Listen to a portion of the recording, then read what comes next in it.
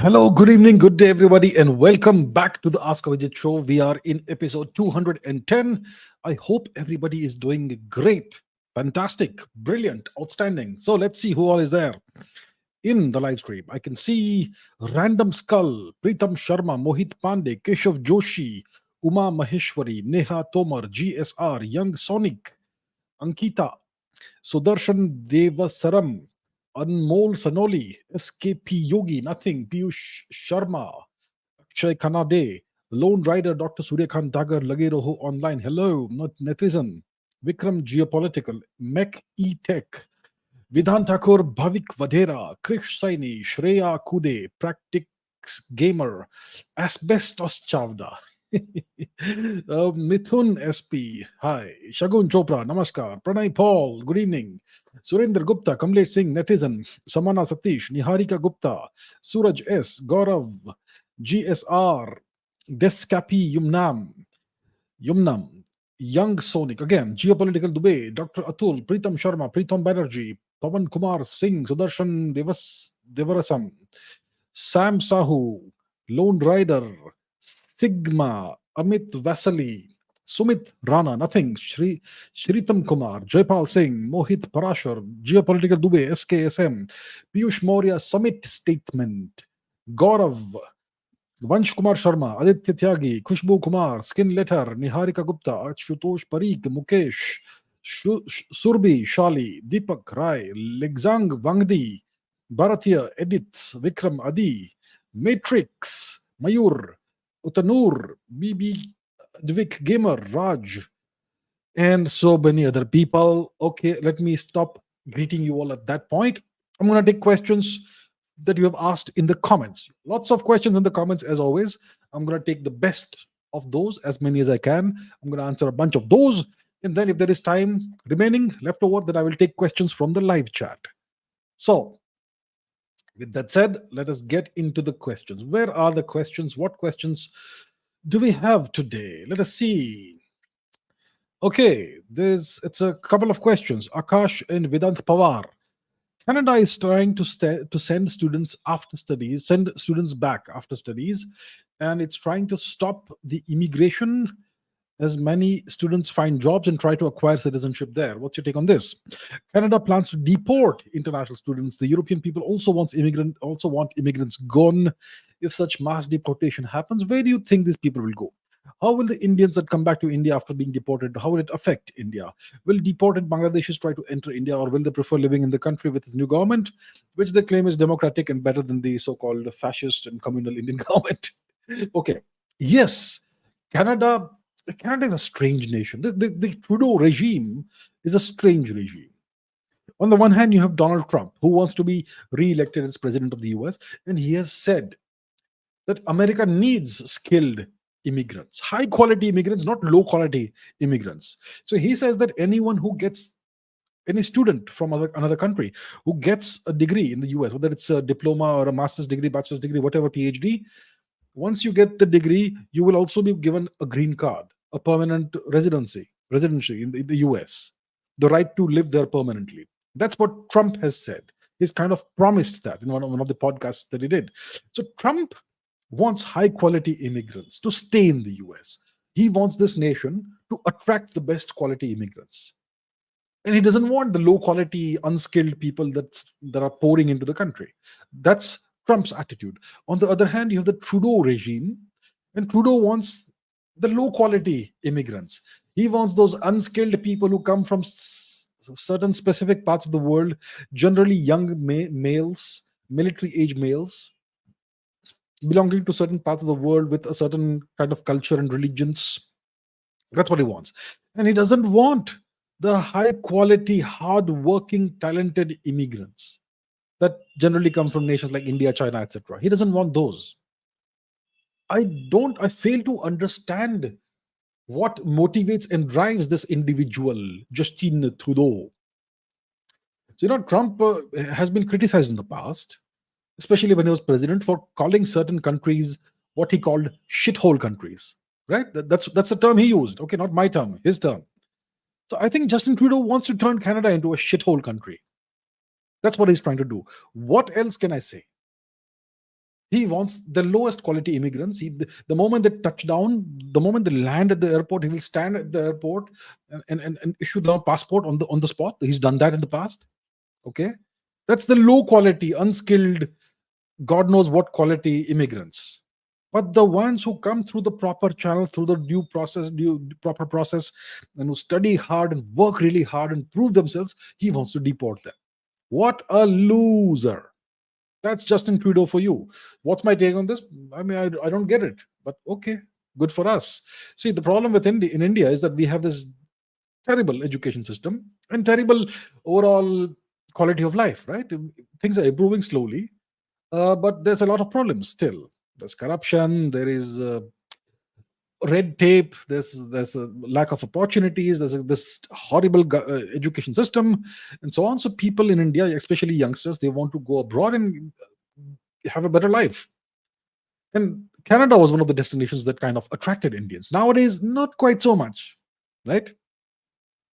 So because of these conditions within India, we have been experiencing what we call the brain drain for decades. Everyone talks about it, but nobody in the government does a thing about it. So, if Canada starts deporting people back to their home countries, lots of Indians will have to come back. Well, bad for those individuals, but overall, I would say good for the country. I'm sure they will try and go elsewhere. They'll try their best. They've already tried to go abroad. I'm sure they'll be able to, if possible, go somewhere else if they are lucky.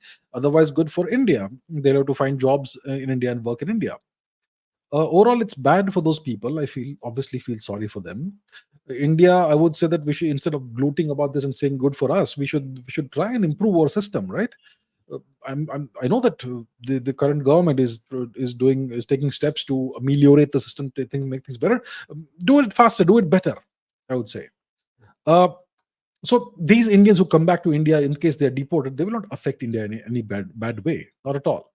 Absolutely not at all. Deported Bangladeshis, well. Okay, listen, deported Bangladeshis, go back to Bangladesh. You have a country of your own, you be there.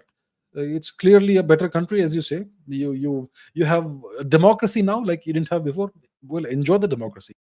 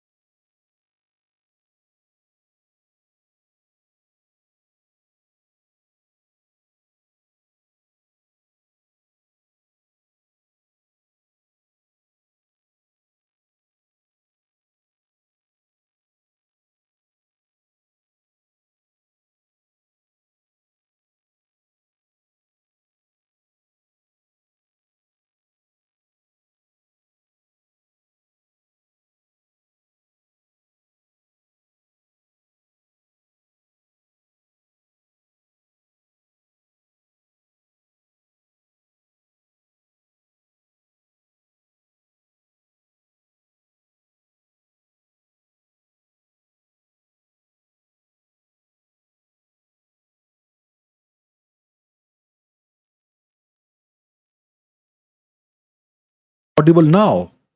I'm hoping that I'm audible. No bueno. Audio back now. Is it back? Is the audio back?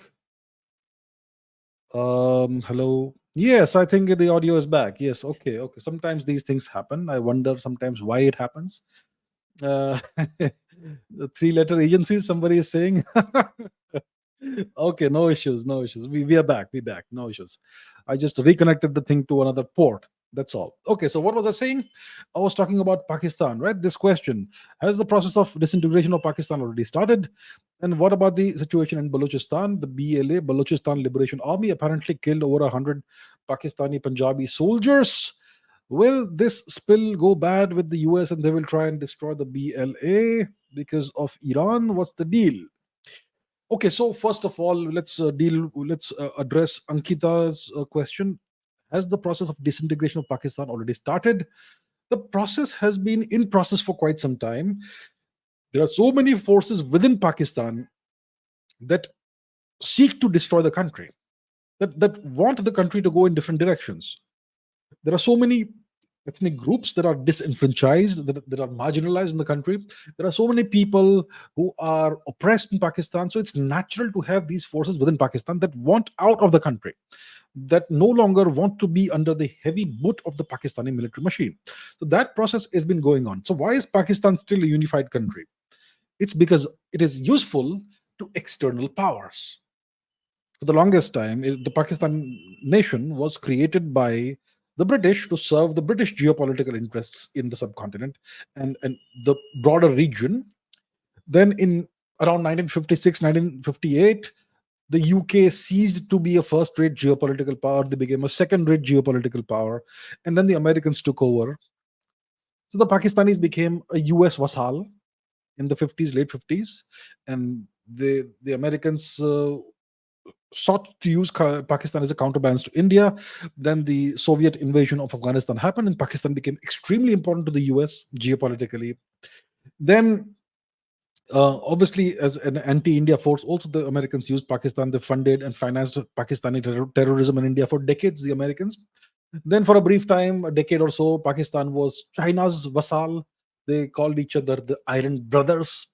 Then, after the 2022 coup in which Imran Khan was ousted, Pakistan once again is in the US camp. So, as long as Pakistan is useful to a much more powerful nation, Pakistan will remain united. Okay, Pakistan will remain united as long as the US needs Pakistan. So, it's always on the brink of collapse. It's on the brink of being a failed state. It's on the brink of disintegration, but it doesn't quite disintegrate because the Americans keep on propping it up. And that's going to continue as long as the Americans find any utility in Pakistan. And India is a growing nation. India is the fourth most powerful nation in the world. India will soon become the third largest economy. India is on track to become a great power. So Pakistan is very important for the US. As long as they and the Americans want to curtail India's growth. They want to restrict, constrain, restrict, whatever you want to say, India's growth. They don't want India to grow and achieve its potential because they see India as a long-term threat. I understand their perspective. Nothing wrong with that. They're the only superpower, and they want to stay the only superpower forever, essentially. And any potential competitor or adversary far on the horizon has to be dealt with. So that's how they see it. There's nothing personal. It's all business, like the Americans say. Like they say. So as long as that is the case, Pakistan will remain important for them, and they will ensure that Pakistan keeps on existing. So that's where we are. Temporary nation, artificial nation, but it's going to continue to exist for some time. For, let's say, the short to medium term foreseeable future. Now, what is the situation in Balochistan? Yeah, well, we had this incident a few days ago, right? There was this coordinated series of attacks of operations by the Balochistan Liberation Army, the freedom fighters of Balochistan, against the Pakistani armed forces, and they killed over 100 Pakistani oppressors, soldiers, whatever you want to call them. I happened to be in an Indian military base when this news broke out. So that was interesting. Yeah. So that's where I first heard this news. I was in an Indian military base when I first heard this news. Anyhow, that's beside the point. So yes, the BLA, the Balochistan Liberation Army, is doing well. They may have some linkages with the Taliban. The Taliban is an interesting organization with linkages of their own outside the country, but that's a different matter. So I think the BLA is doing rather well for the cause of the liberation of Balochistan from Pakistan. I wish them well. The Pakistani army is an oppressive force. They need to be, obviously, well. But Balochistan needs to be liberated. So does Sindh. So does POJK, Pakistani occupied Jammu Kashmir. So does Gilgit-Baltistan, Pakistan occupied part of Gilgit-Baltistan, and so much more. The Khyber Pakhtunkhwa, it needs to return to Kandahar, Afghanistan. So eventually this will happen. Will the Americans try and destroy the BLA, Balochistan Liberation Army? Look, as long as their overall geopolitical interests are not hit too bad, the Americans won't care too much about the Balochistan Liberation Army. It's only if US assets are hit. As long as a few Pakistani soldiers die here and there, the Americans don't care. Look, for the US, Pakistan is nothing different from Ukraine in a certain way. The Americans don't care how many Ukrainian soldiers die. Ukraine is cannon fodder for the Americans. They want the Ukrainian soldiers to die in for the cause of weakening the Russians. So as long as the Russians keep on, the war continues, and the Russians, from their perspective, are weakened, they don't care how many Ukrainians die. Similarly, the Pakistani army and their soldiers, they're expendable assets for the Americans. 100 soldiers, what's the big deal for the Americans? They don't care. The BLA has not hit any American targets, any American assets. They've hit Pakistani soldiers, killed more than 100, no big deal. I'm sure the Americans will issue some kind of verbal condemnation of whatever. I'm not sure if they've issued that or if they will, but they may at some point. What, as long as the BLA does not hit American targets and American assets and target American assets, the Americans don't care. This is a Pakistani problem to solve, and as long as the Americans are untouched, they don't care. So yeah, that's the deal. Okay, but Bangladesh. Let's talk about Bangladesh, shall we? So I have been saying, right? I've been saying for quite some time that if this coup in which Sheikh Hasina was ousted, if it was really a student revolution which succeeded, then why are there no student leaders in the Bangladesh government? So now here's what we hear. Okay, Iktion Chaudhary and Cobra Wap. So Iksion Chaudhary says, you are wrong here. There are currently 2 student leaders serving as advisors of the Ministry of Information and Ministry of Youth and Sports. Nahid whatever and Asif whatever. Okay. And you, much like the other Indian analysts, keep failing to understand the Bangladesh scenario. There are 2 students in the current government of Bangladesh, and also another student leader appointed as the special assistant to the chief advisor, which itself is a post equivalent to cabinet minister. So the students are represented in this new government. Oh, yes, baby. All right. I congratulate the students of Bangladesh. You have been represented in this government. So after hearing my repeated criticism, it looks like the Bangladeshi regime has appointed a few students to some nominal positions. Minister of advisor to the Ministry of Youth and Sports, a ministry that has no real function. And what? Ministry of advisor to the Ministry of Information. So you are appointed, a student is appointed as an advisor to a ministry, an irrelevant ministry. And another student is appointed as an advisor to another irrelevant ministry. And a third student is a special assistant to the chief advisor of something or the other. Do you even see what they are doing? They are taking you for complete fools, and you people are falling for that. I mean, you deserve to be called whatever you're being called. Do you even understand what is being done to you? After hearing all this criticism, they have appointed some students, like 2-3 students, to some irrelevant position, which is equivalent to something, but is not that something. Why is a student leader not the Prime Minister of Bangladesh? Why is the student leader not the Defense Minister, Foreign Minister, Finance Minister of Bangladesh? Why are the student leaders advisors to some random irrelevant ministries? Are you people even able to see what this regime is doing to you? Or are you that stupid? Come on, my Bangladeshi friends, you are not stupid. You have the same amount of brains as Indians. We are the same people genetically. Use that gray matter the gods have given you. Use it. You are being fooled, and you are falling for it. You're falling for it. No wonder there are some reasonably intelligent people in Bangladesh who have restarted the student protests against the current regime, because they have completely fooled you. They have used the student protests as the nice, convenient excuse to take over power, to get rid of Sheikh Hasina, and essentially install what is essentially a military government in Bangladesh. That is what it is. This current regime is actually a military regime in Bangladesh. Sheikh Hasina was ousted by the Bangladeshi military, and now they have put a nice puppet in front of the military. That whatever the guy is, the Nobel laureate, older than Biden, that guy, right? He's just a puppet. He's just a figurehead. He will come and say, "Ha ha, nice things." But the real power is your military. You're back to military rule. That's what's happened to you. Your economy is going to go down the drain now. Watch me. Wait and watch what happens. Your economy is going to go down the drain. Law and order is going to disintegrate. That's where Bangladesh is headed. And like in case you don't wake up, you deserve it. Okay, McLovin and Master Prince. Bangladesh has ordered some military tanks and other weapons from Pakistan. Are they planning to attack the chicken's neck?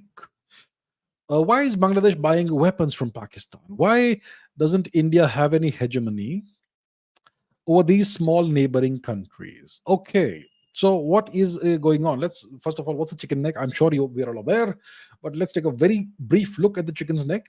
It is the Siliguri corridor. This roughly 24 kilometer wide patch of land that connects what we call so-called mainland India with the so-called northeast or far east of India. So that is the chicken's neck. And so why is Bangladesh ordering all these weapons from Pakistan? By the way, Bangladesh also has a chicken's neck.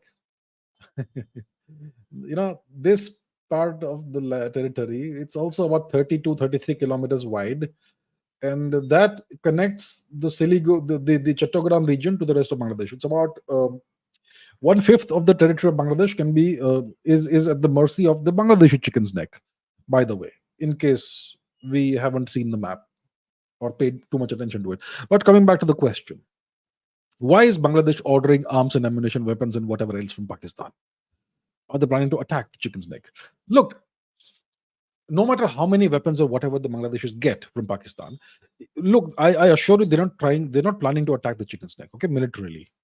If they try it, then Bangladesh will cease to exist. They simply, there's no question of what happens if Bangladesh launches an actual military assault on the chicken's neck. It's over. Bangladesh, you finished. India is just way too powerful. Just a simple fact. No matter how much bravado the Bangladeshis put out, look, we are not enemy nations. We should not be talking about these things. So then why are they, if they don't plan to attack the chicken's neck, what are they planning to do? See, Pakistan is a long time, greatly well experienced vassal state of the US. They have decades of experience dealing with the Americans and being their vassals. Okay? They know how to deal with the Americans. Bangladesh is a newly minted vassal state. So they need some training, right? So Pakistan will give them the training. So when you have a great, highly experienced vassal and a newly experienced and a new vassal, you want them to talk to each other and work together so that the new vassal is quickly brought up to date as to how to. So it's about training, and you want them to have coordination and synergy because they're both anti-India vassals. The objective of having these two vassals is to constrain India. It's to contain India, isn't it? So that's what's happening. The Americans are having their vassals talk to each other and deal together, work together. It's essentially, we are back to the old days of East Pakistan, West Pakistan. That's where we are. So that's why Bangladesh is buying this weapon from Pakistan. It's to send a message to India. It's to create the right kind of synergy and coordination and cooperation between the two vassals, and so on.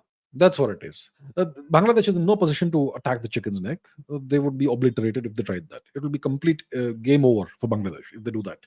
But what they could do is they could, the border, as we know, is porous. It's a very open border because of a variety of reasons, which I will not go into. And they could try and infiltrate all kinds of miscreants and various kinds of characters and various kinds of terrorist elements, etc., into the Indian or the border, into the Indian territory, to create all kinds of problems. And Siliguri is a very sensitive area, and they could try doing that. They are not stupid or foolhardy enough to launch an actual military assault. It's not like Vajpayee is prime minister, right? In case you don't remember, during the Vajpayee times, there was an attack by Bangladesh on, I think, was it the CRPF, BSF? I think BSF, and a large number of BSF soldiers were killed by the Bangladeshis, BSF soldiers, and the Vajpayee regime did nothing.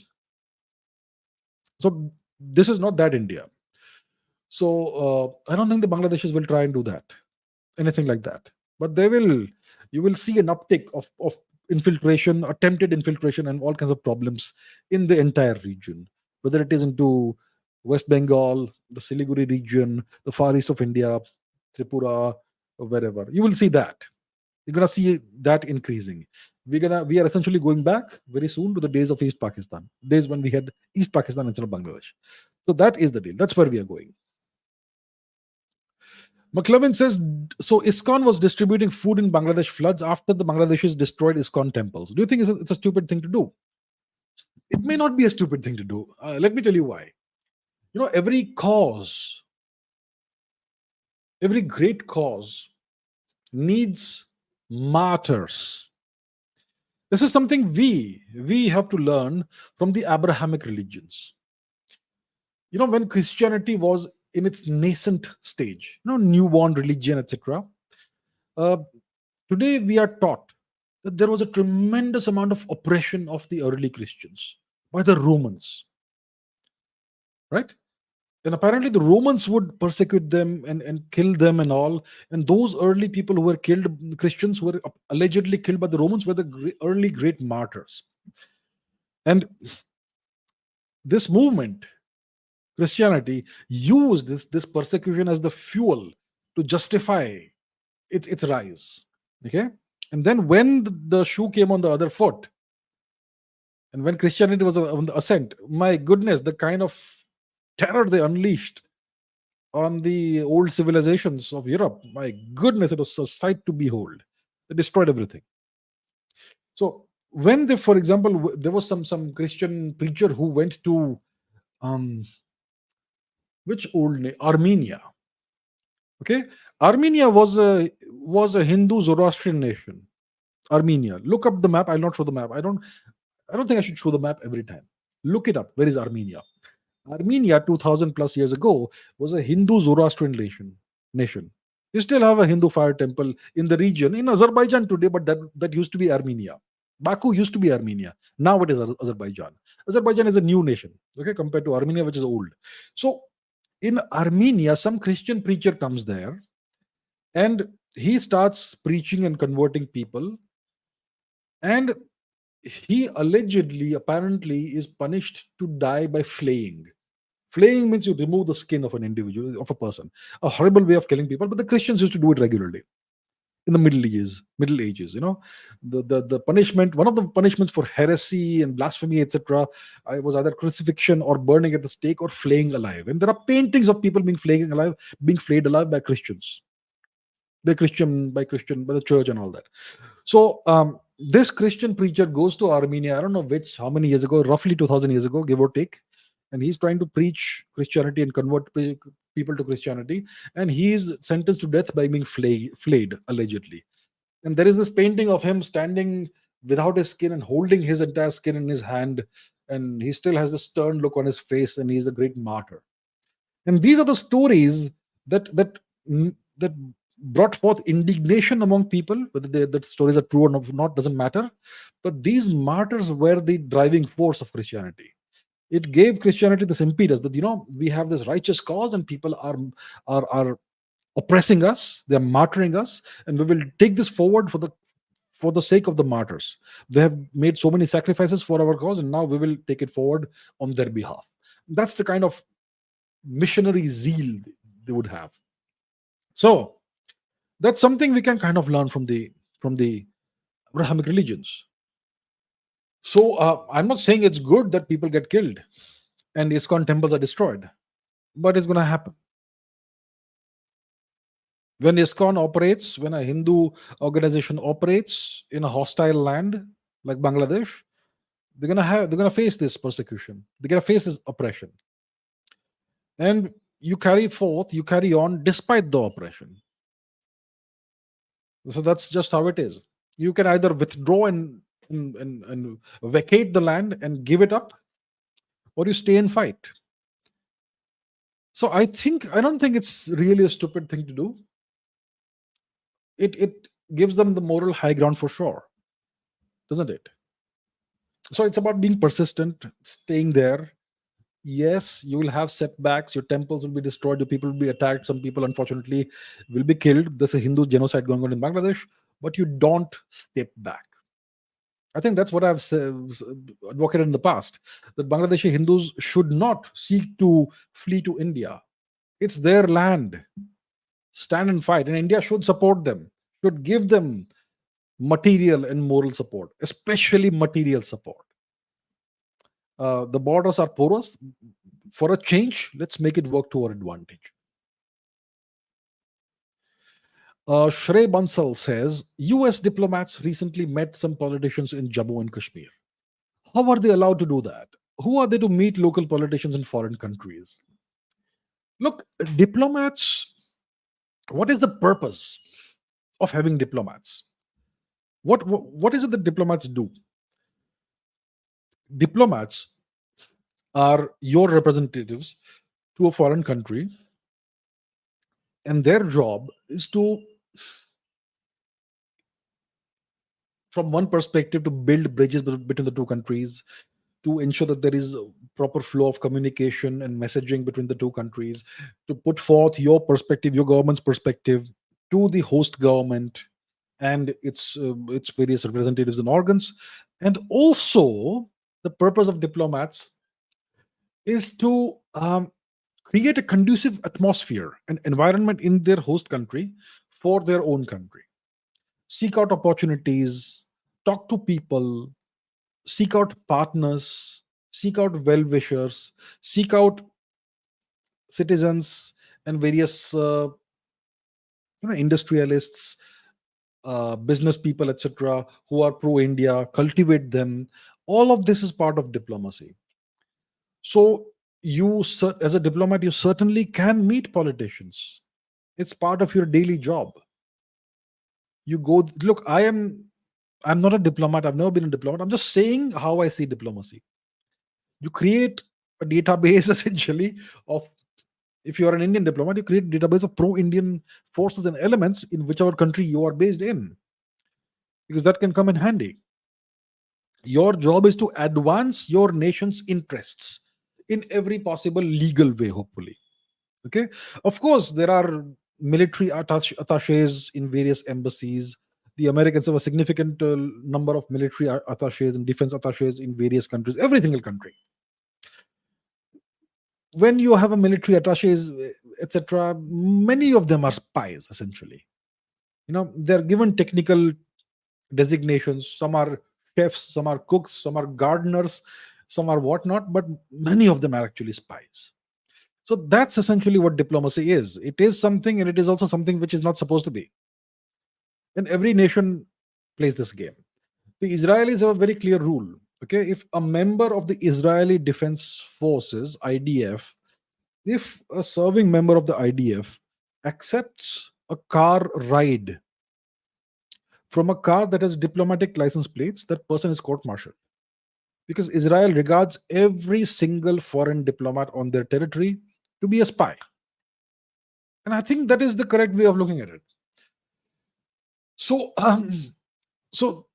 diplomats, there's nothing wrong with diplomats meeting with various politicians, members of various political parties in the host country, including opposition parties. That is allowed. It is allowed, but of course, it can be seen as interference in internal affairs. And most likely, to some extent, it is. So, what can you do about that is the question. Let's take the case of China.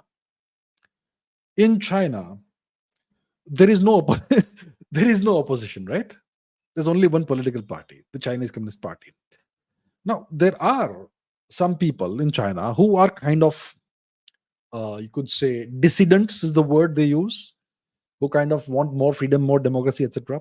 And I'm sure the American diplomats, etc., over there would want to meet those people. Are they allowed to meet them? No. The Chinese government ensures that the American diplomats can't meet such people. So why can't India do that? Well, India is not China. China is a whole different category of nation. China is much more powerful than India. China has much more leverage on the US than India. The US economy, the US market is dependent on China, on Chinese exports. The Chinese have a tremendous amount of leverage. The Chinese economy is much larger than India's economy.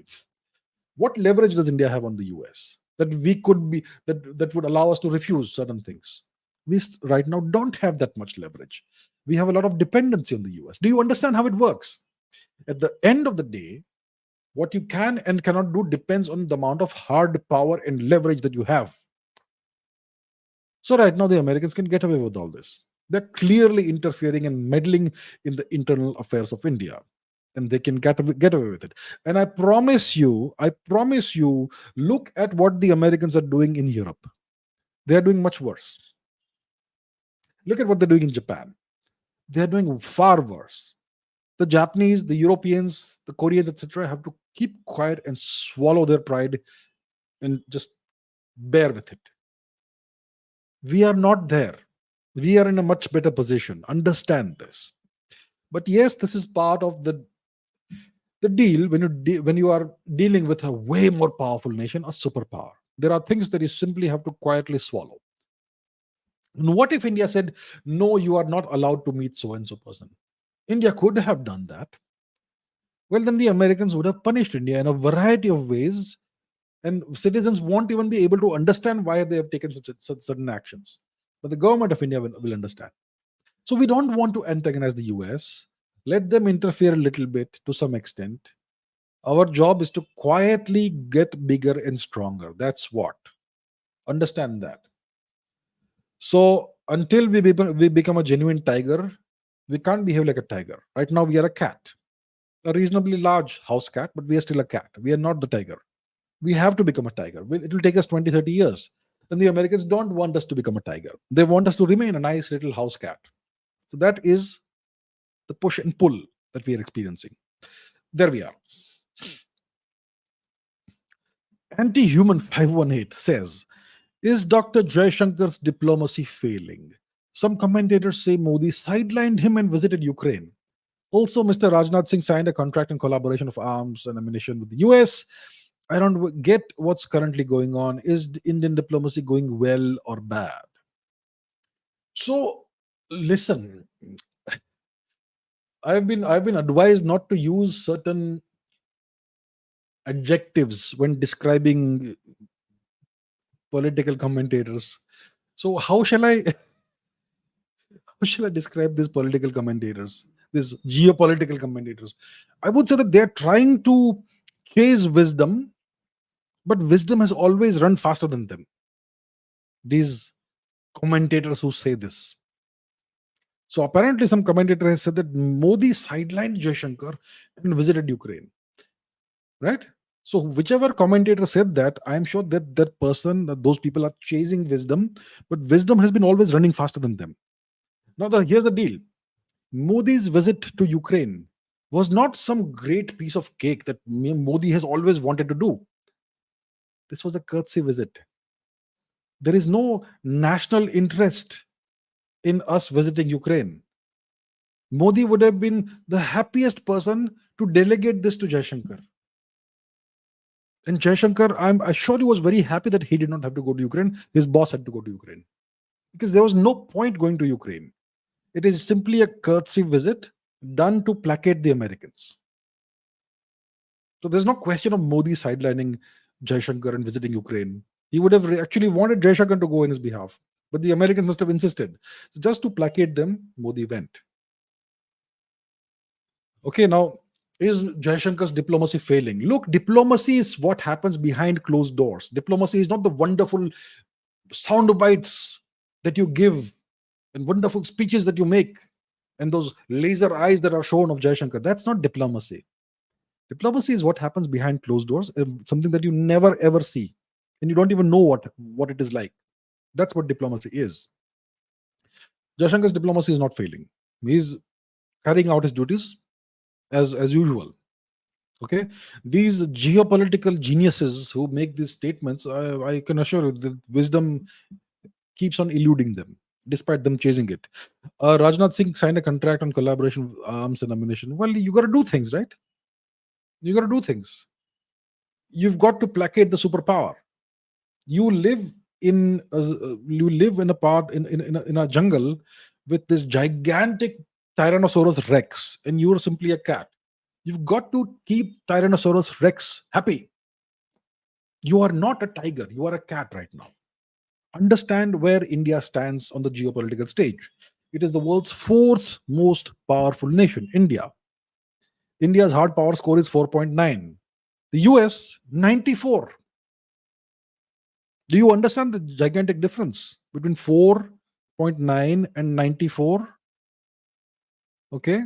China is about 16 or whatever, and Russia is 54, 56. India is nowhere to be compared with the US or Russia or even China. China is about 3.5 times more powerful than India. So when you are small, you act your size. Okay. Don't try to be all big and make statements, then it comes back to bite you. So India is doing the right thing. You got to placate the Americans. You got to play the game, keep everybody happy, and quietly bide your time, hide your strength, bide your time, keep growing slowly, slowly, slowly, and do whatever is in your national interest. That's what's happening. Jaishankar's diplomacy is not failing. Modi isn't sidelining anyone. Rajnath Singh is doing whatever it takes to take India forward. Of course, we could do things in a different way, in a variety of ways. But look, leave it to the government. I mean, who are we to judge the government? Are we running the government? When you run the government, you come to know so many things that you can't handle. You simply can't handle those things. We essentially, who are outside the government, we have no access to classified information, top secret information. We don't have the correct picture of the world. It's very easy to sit here and criticize. Let's not do that. Let's support the government as long as they're in power. Sun Moon 08 says, do you think Mr. Modi's visit to Ukraine reduces his brand? And is that what the US wanted? Look, Mr. Modi visiting Ukraine, it doesn't mean that his brand is declining. It doesn't indicate a decline of his brand. But one could say, to a certain extent, that him not getting 273 seats and a full majority in parliament is a decline of his brand. That is a decline of the brand Modi. Visiting Ukraine is not a decline of brand Modi. That is something he would have had to do anyway. So that's how I see it. A brand, every brand. Look, what is a brand? A brand is a name, right? Apple is a brand. Microsoft is a brand. Tesla is a brand. Elon Musk is a brand. Donald Trump is a brand. Narendra Modi is a brand. Vladimir Putin, Xi Jinping, and so on and so forth. You can go on forever. The point is, every brand, India is a brand, by the way. Okay? And so on. So brands rise and fall, rise and fall. In case of human beings, you have a certain limited lifespan, 80, 90, 100 years, whatever. Brand means your reputation, your relevance, etc. Look, Mr. Modi, I would say, is going to be in power for one more term. By 2029, I don't see him being the next prime minister candidate. So by 29, his brand will be less relevant, clearly, and somebody else, hopefully, will be the next prime ministerial candidate.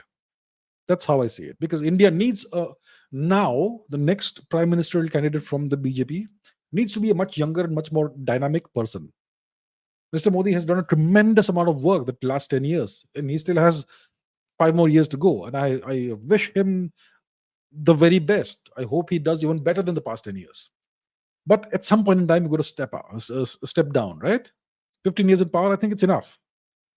So eventually, he's going to have to step down and hand over the baton to a younger person. So by that time, I would say by 29, his brand will be definitely less relevant, and somebody else's brand may be rising by the time, some newer leader, perhaps. So I think you could perhaps look at it that way, perhaps, okay, that 2024, the election represents the beginning of the decline of the brand, perhaps. But I don't see this Ukraine visit as being relevant to, as being as being a signifier that the brand is declining, or it's something that contributes to the decline of his brand. I don't see it that way. Vedant Pawar says, what's happening between Afghanistan, Taliban, and Pakistan? If both Afghanistan and Pakistan are US proxies, is it okay with the US if these two fight? How does the deep state benefit from wars being fought worldwide? Okay, let's take the first question, like one question. Afghanistan, Taliban, Pakistan. So where's the map? Here's the map. Quickly take a look at the region. This is Afghanistan, ancient Gandhar. This is Pakistan, and this is India, Bharat. So yes, Pakistan we know is a long-standing U.S. vassal, U.S. asset, U.S. minion. Bangladesh is a newly minted U.S. minion, and Afghanistan is currently it is being ruled by the Taliban. The Taliban came to power which year? 21 was it? 2020 was it? I don't remember which year. I'm sure it was 21, right? Not 22, 21. And Afghanistan was handed to the Taliban on a platter by the Americans. And at the time it was being said that the Pakistani IS has won, and Afghanistan will become a Pakistani vassal. And Pakistan will get this strategic backyard in Afghanistan. And I was the one who was saying when this was happening, mark my words, Taliban are going to be strongly anti-Pakistan. And Pakistan will have their hands full. And I was vindicated, and I'm still being vindicated every single day. So Afghanistan and Pakistan are essentially enemies today. The Taliban has no love for the Pakistanis. But allegedly, the Taliban is a US creature. What do I mean by that? It is alleged by very high-ranking people who have served in extremely high positions in the Afghanistan government.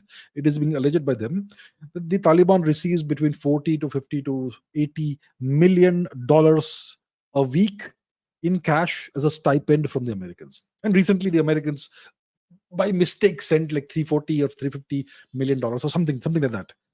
So some similar amount to the Taliban by mistake apparently. And the Americans also left behind $80 billion worth of arms and ammunition in Afghanistan for the Taliban to use. So clearly the Taliban are to some extent, in some way or the other, on the American payroll to some extent.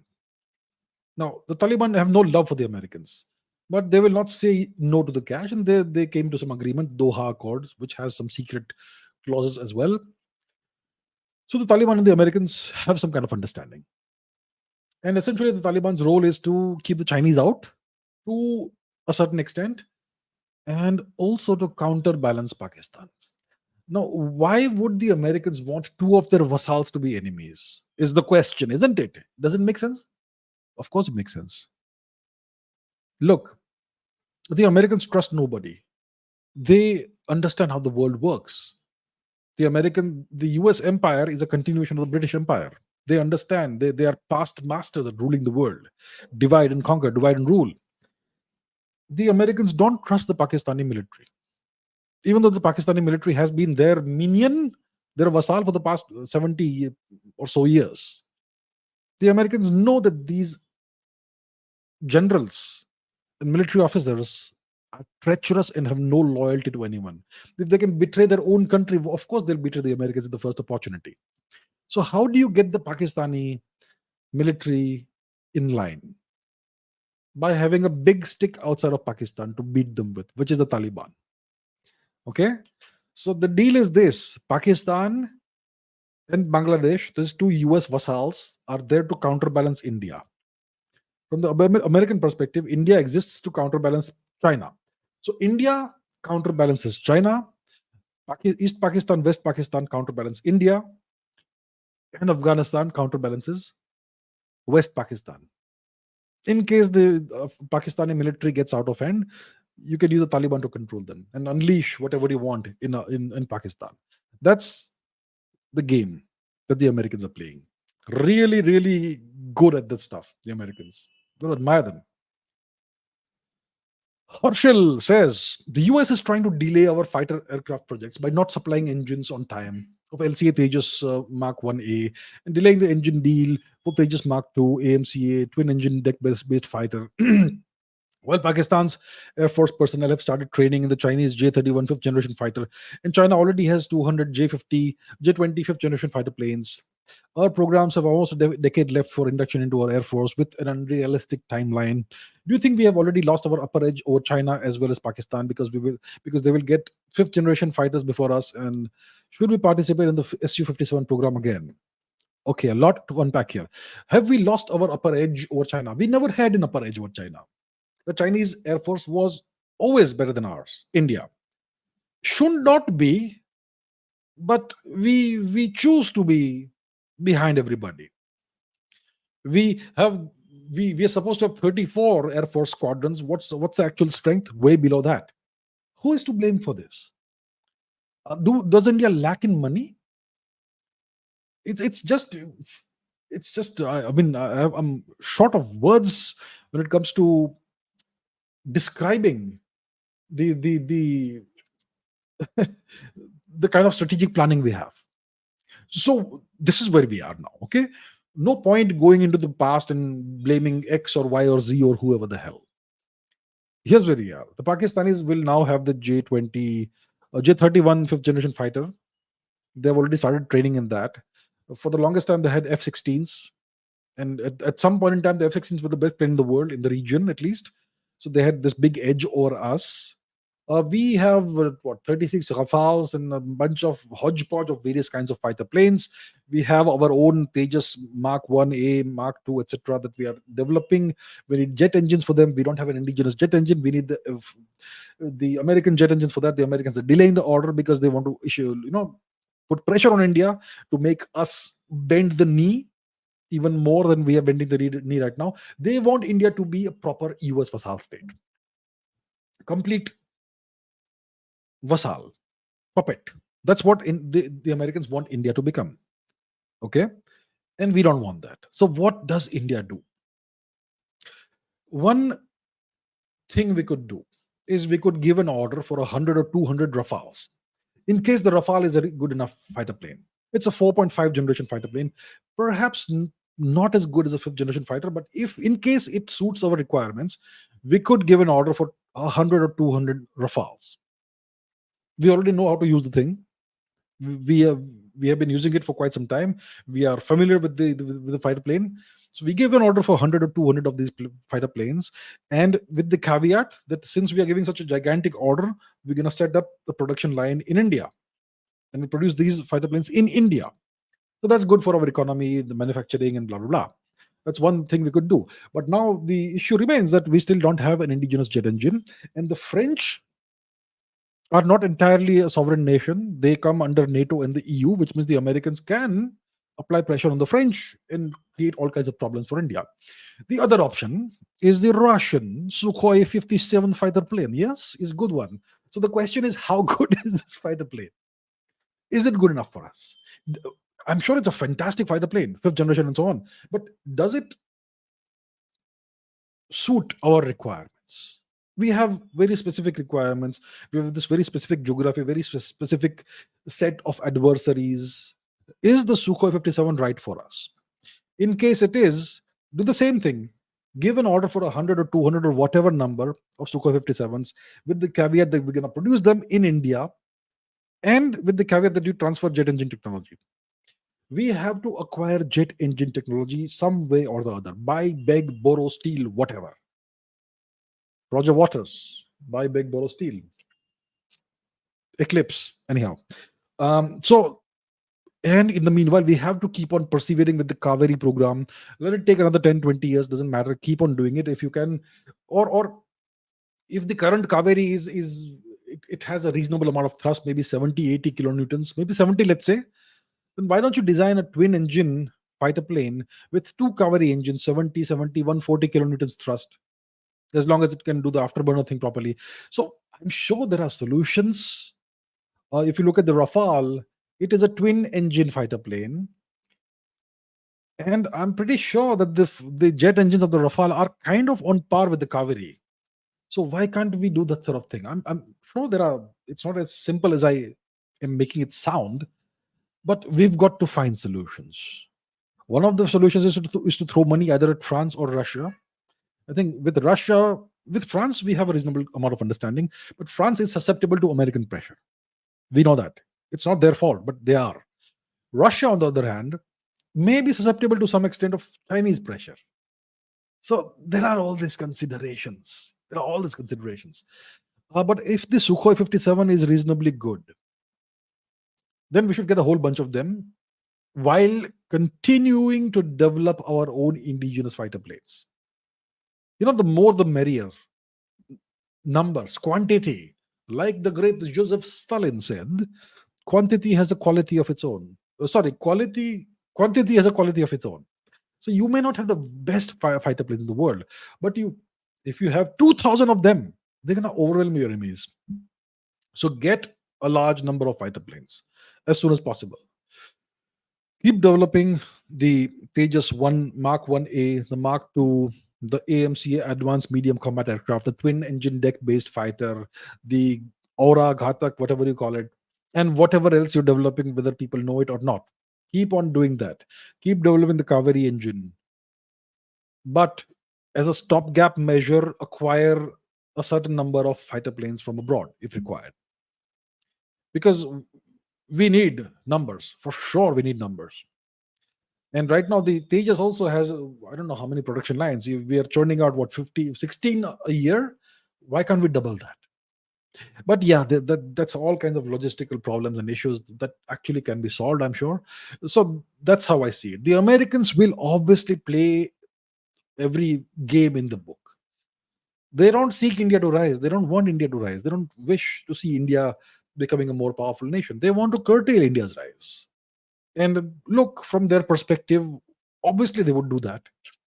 They don't want a new China arising next 20 years, 20, 30 years from now. They don't want that to happen. So they're not trying to destroy India. They're simply trying to retard India's rise. And that's a logical thing to do from their perspective. So don't hate them. It's simply the logic of strategy that dictates they should do this. So the question is, what do we do? So these are the things we could do. We should do. Either get a whole bunch of Rafales or a whole bunch of Sukhoi 57s, and don't try to tinker with the requirements. Okay, we want that feature, this feature, 78 more features, change this, change that. Get whatever is there. Get a whole bunch of those. And then develop your own plane. That's what we should do. So tinkering of features should be done with your own indigenous planes. The foreign planes, don't tinker too much. Get it as rapidly as possible. That's what I would say. Learn from the lessons of the past. We've had so many opportunities to do these things. Make it happen this time. That's what I would say. Rodrajit Sarkar says, why didn't previous Indian governments ever focus on indigenous arms manufacturing despite knowing the kind of fantastic, magnificent, wonderful neighbors we have? And do you think we're on the right path in terms of defense manufacturing? I think we are kind of on the right path. The Modi government has made a whole list of defense equipment that we are not allowed to import anymore, which means we have to rely on indigenous manufacturing, which is great, which is fantastic. It gives an impetus to indigenous manufacturers, and I'm sure we have good indigenous manufacturers. That's good. There's so much we can manufacture at home, which doesn't necessarily have to be very high tech. So that is good. Why haven't past Indian governments focused on indigenous arms manufacturing? I don't know who I was talking to recently. We have this fighter plane, right? What's it called? I was speaking to a wing commander recently. So we had the Marut, the Marut fighter plane developed in the 1960s by Kurt Tank, who was one of Germany's best aircraft designers, one of the world's best aircraft designers. So he designed this Marut fighter plane for us, for India, and it flew. It participated in, I think, the 71 war at least, if not the 65 as well, but 71 definitely. The problem with the Marut was that it was underpowered. Its jet engines were not powerful enough. The design was fantastic. If we had acquired a better set of jet engines and put them in the fighter plane, it would have been one of the best in the world. So we had that fighter plane, one of the best designs in the world. And what do our military planners do? They killed the project. If we had continued the Marut program and turned it into a family of different kinds of aircraft, then by today we would have been one of the most advanced manufacturers of fighter planes in the world. Then the 1970s were what, 50, 55 years ago, almost 55 years ago.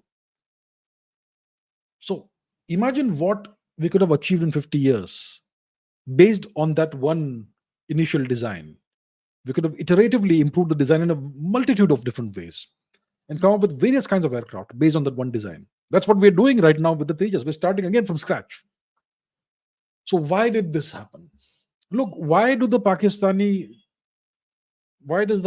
government ruin their nation despite having the option of not ruining the nation? Because they don't care about the nation. They are beholden to themselves and to their foreign benefactors. There are so many countries in the world whose governments willingly sell off the nation's sovereignty and resources to outside forces because the core government leaders have been bought out. Lots of countries in Africa, these dictatorships that are propped up by the West in Africa. So many little nations with dictators in power, and they will sell off their country's sovereignty, resources, mineral wealth, whatnot, to foreign nations in exchange for whatever they are given, kickbacks, whatever. So it is alleged that something similar happened in India in the past. You know what? So buy our equipment. Why do you have to develop all this from scratch? Such a difficult task. We have this stuff. Buy it from us, and we'll give you 10% or whatever percent, allegedly. That's how it used to work, allegedly. So that's allegedly why we are in the situation that we allegedly are in. Allegedly. Sun Moon 0877 says, will India attend the SCO summit in Pakistan? I could give you a long answer, but my answer is very straightforward. No. Raudrajit Sarkar says, why did the Vietnamese liberate Cambodia from the hands of Pol Pot? What were their interests? Pol Pot was this mad, insane person who killed, I don't know how many, 1 to 2 to 3 million of his own country people, completely innocent people. My goodness, as a kid, I had the misfortune of seeing. I was sitting as a kid, like a 7-year-old or 8-year-old kid in a barber shop, waiting for snip, snip, snip. And when you sit in a barber shop, it was in Europe. So I'm sitting in this barber shop waiting for the barber to call me. And in a barber shop, you have a bunch of magazines, right? All kinds of magazines. So I opened one magazine in this coverage of Vietnam. Cambodia. The images, my goodness, they're seared in my memory. Horrible, horrible. No kid should have to see that. So this guy was a monster, brutal monster, Pol Pot. He was the leader of the Khmer Rouge, the Red Khmers.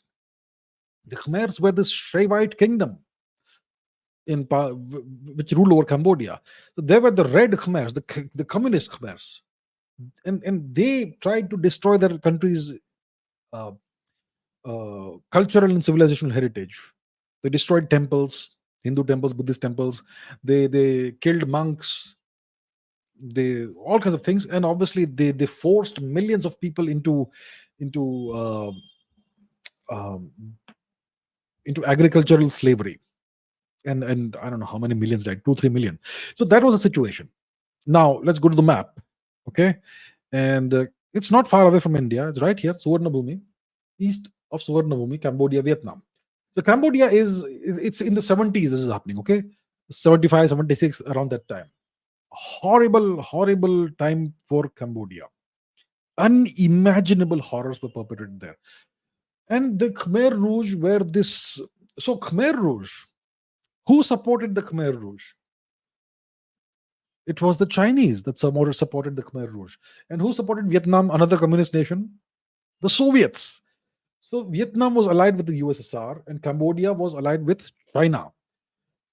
In the 70s was the time which comes after the Sino-Soviet split. So China and the USSR are no longer friends; they're kind of enemies.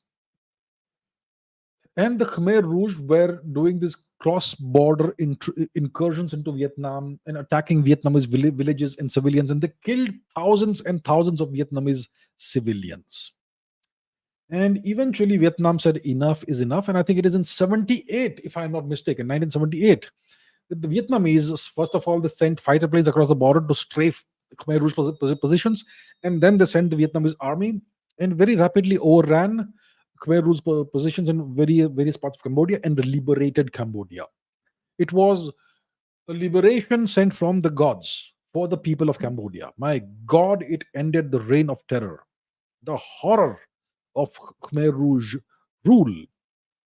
So the Vietnamese liberated Cambodia first of all because of the Khmer Rouge's repeated, constant cross-border activity. They did not respect the international border. They did not respect the sovereignty of Vietnam, and they were continually doing these cross-border incursions and encroaching on Vietnamese territory. And it was being done allegedly at the behest of China. So the Vietnamese then also knew that the Khmer Rouge were perpetrating all these horrific atrocities in Cambodia. So that gave them the moral high ground to launch this invasion, which they characterized as a liberation of Cambodia. So that's why the Vietnamese liberated Cambodia from the hands of Pol Pot. I think it was in 78 or something that this happened, 1978. And next year, I think February 79, the Chinese invaded Vietnam to punish the Vietnamese. So the Chinese invaded Vietnam from the north, from various positions in the north. So Vietnam and China have this border north of Hanoi. So the Chinese People's Liberation Army invades Vietnam. Very surprise invasion, nobody expected. And they've rapidly make great progress. And then the Vietnamese armed forces come into the picture. And in a couple of months, the Chinese People's Liberation Army is driven out and defeated. So that was the last actual war that China was involved in. It was a humiliating defeat at the hands of Vietnam. All right. Rudrajit Sarkar says again, why did Singapore leave Malaysia? Okay, in case we don't know where it is, Singapore, Malaysia. Oh, once again, not far from where we are. We have the Strait of Malacca, which lies between Malaysia and Sumatra, which is in Indonesia, the westernmost Indonesian island. And at the very southern tip of Malaysia, we have Singapore. It's a city-state, essentially. So in the 60s, etc., in the 60s, Singapore was a part of Malaysia. It had joined Malaysia. I think in 63 or something, 1963. Please look up the exact dates. I don't remember dates. I don't memorize dates. But Singapore was a part of Malaysia. It was called Nagara Singapore or something. Nagara Singapore or Nagari Singapore or something like that. So it was there for a couple of years, and then Singapore was expelled out of Malaysia, thrown out. Okay, and I remember seeing a video of Lee Kuan Yew, the founding father of Singapore, a black and white video in which he's actually shedding tears, crying that this happened. He was very, very upset about this. So why was Singapore expelled out of Malaysia? So this happened because of a variety of differences, political differences, economic differences, as well as racial tensions between Malaysia and Singapore. So the political party of Lee Kuan Yew joined Malaysia, I think in 1963, but then there were almost immediately there were these political differences and clashes with the political party that was dominant in Malaysia. So the political party that was ruling Malaysia at the time, they wanted privileges for the Malay people, the Malay people. They wanted a special status for the Malay people. So the Malay people should be first-class citizens, and everybody else, especially Chinese origin people, should be second-class citizens. Malay people should be the first-class citizens, and Chinese origin, Indian origin, other origin people should be second-class citizens. And I'm sure there's a religious angle also in there. I'm sure there was that. And Lee Kuan Yew's party wanted equality equal rights for all citizens, regardless of race, religion, whatever. Lee Kuan Yew also wanted an open economic model that's based on free trade, and Malaysia wanted what he called protectionist policies. And Singapore felt that it was not benefiting from the economic union, and that the central government, the Malaysian based central government, was restricting its policies, were restricting Singapore's growth. And then there was the racial angle. Singapore's population was predominantly Chinese and a significant Indian origin population also, and the rest of the nation, Malaysia, was dominated by Malay people. And I think there were riots that broke out in Singapore, racial riots. I think in a year or so before Singapore was expelled, and that sort of thing. So these are the reasons why the party of Lee Kuan Yew found it increasingly difficult to deal with the ruling party in Malaysia, and these differences very rapidly became irreconcilable differences. And then the Malaysian Prime Minister essentially expelled Singapore out of Malaysia, and Singapore became an independent sovereign nation. I am sure that this process, this event, was very traumatic for Lee Kuan Yew and the people of Singapore. But Lee Kuan Yew then went ahead and completely transformed Singapore in the matter of just one generation, roughly 20 years, from a third world nation to a first world country. So that is the deal, in short. Kushagra Kalashnikov. What prevents India from becoming the next warmonger hegemon, like the US and China, in the name of national interest when we inevitably go super, as in superpower? If we hypothetically wear the shoes of the Americans, would we too bomb innocent people and fund terrorist organizations? Look, there is no inevitability to India becoming a superpower. It's not guaranteed. Please understand this. Let's not be overconfident. I'm not sure if we even want to be the kind of superpower the Americans are, having military bases all over the world and having a multitude of vassal states and doing regime change operations and funding terrorism and propping up puppet governments and dictatorships. Do we want to do that? But so that's the question, right? That's what the question is about. So if you want to predict the future behavior of a person, the best way of being able to do that is to look at their past behavior. Please understand that. Simple human psychology.